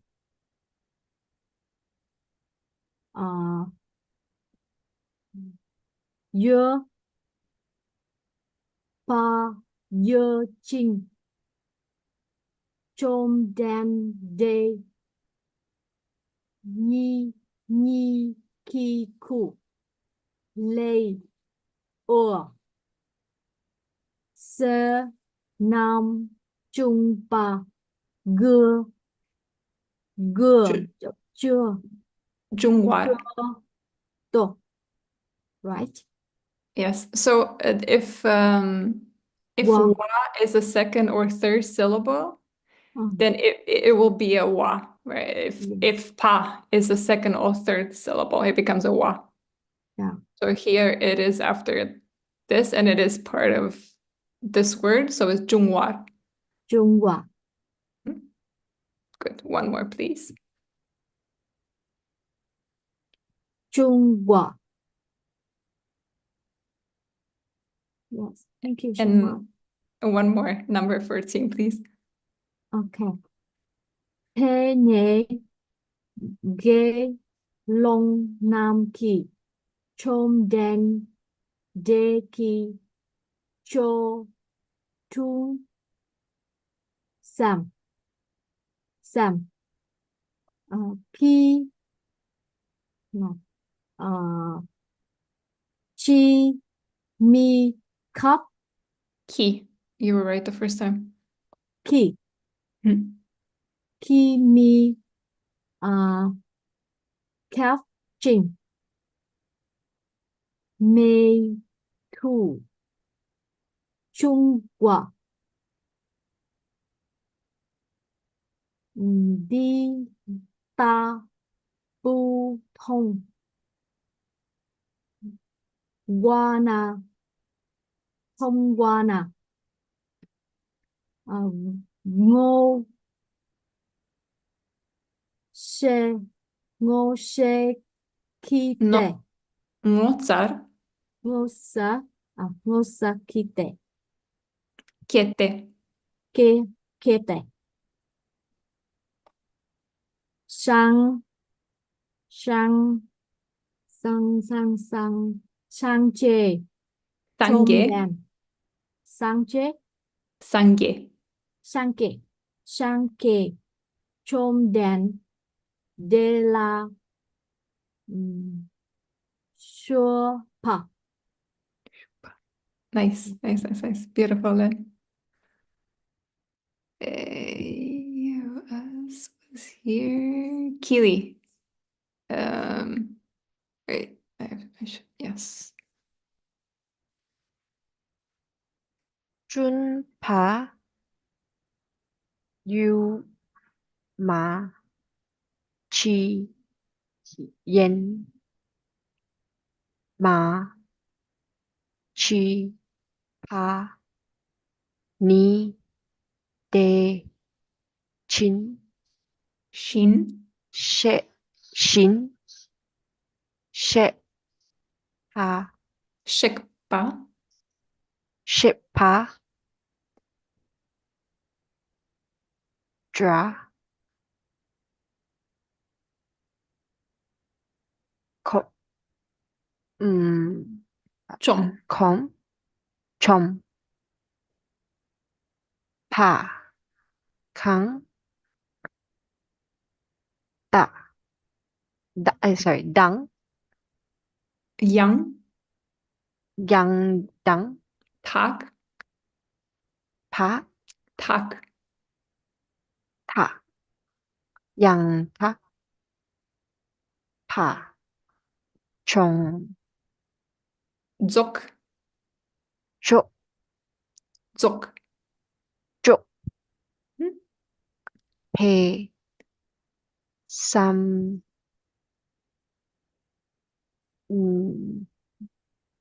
개, 음, 남, 음. 디, 타, Change page.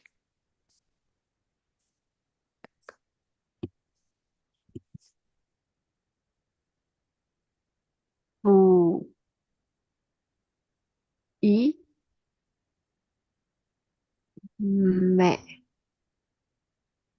tú,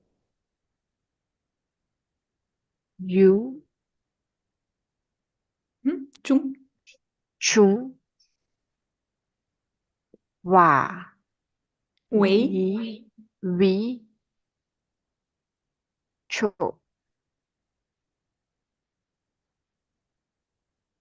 chỗ, chú, hồng, phá, mì, sẽ, nà, thún, phá, đi, thà, bú, ý, mẹ, tùn, chú, ê, 중, chồng, chồng, phá, ý, 웨이, vế, chỗ, chú, ký, dụ,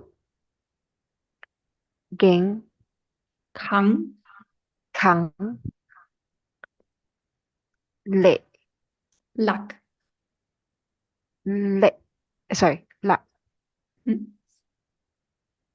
nhánh, 겐, kiến, kháng, lệ, 락.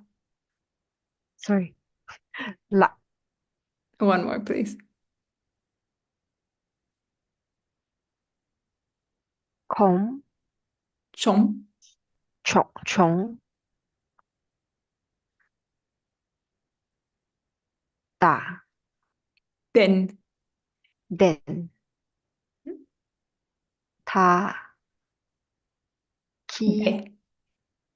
Usually we say this together. 좀 된대. chon, đen, đệ, Nice. ki, ka, ta, 셀, sẽ, phá, thế, 게, kệ, sống, 롱, lồng, tạ,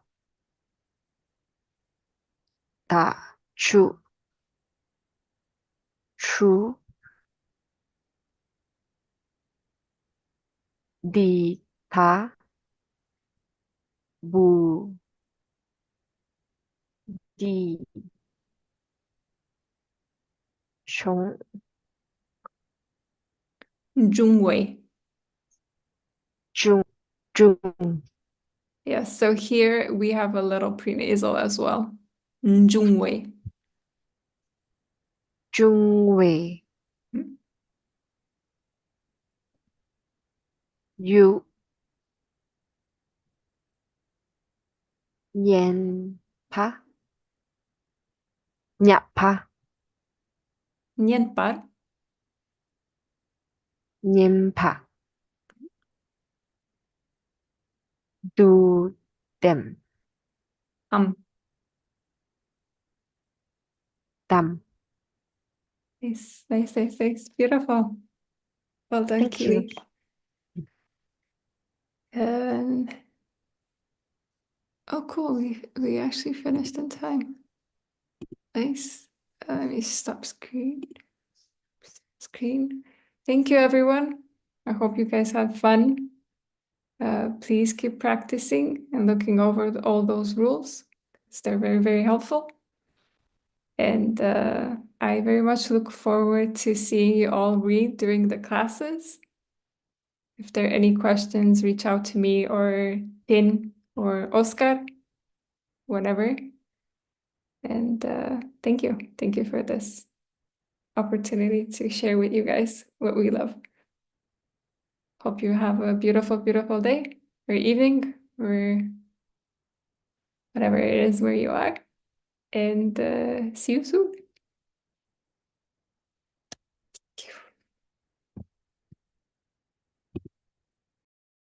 Thank you. Thank you. Thank you, teacher.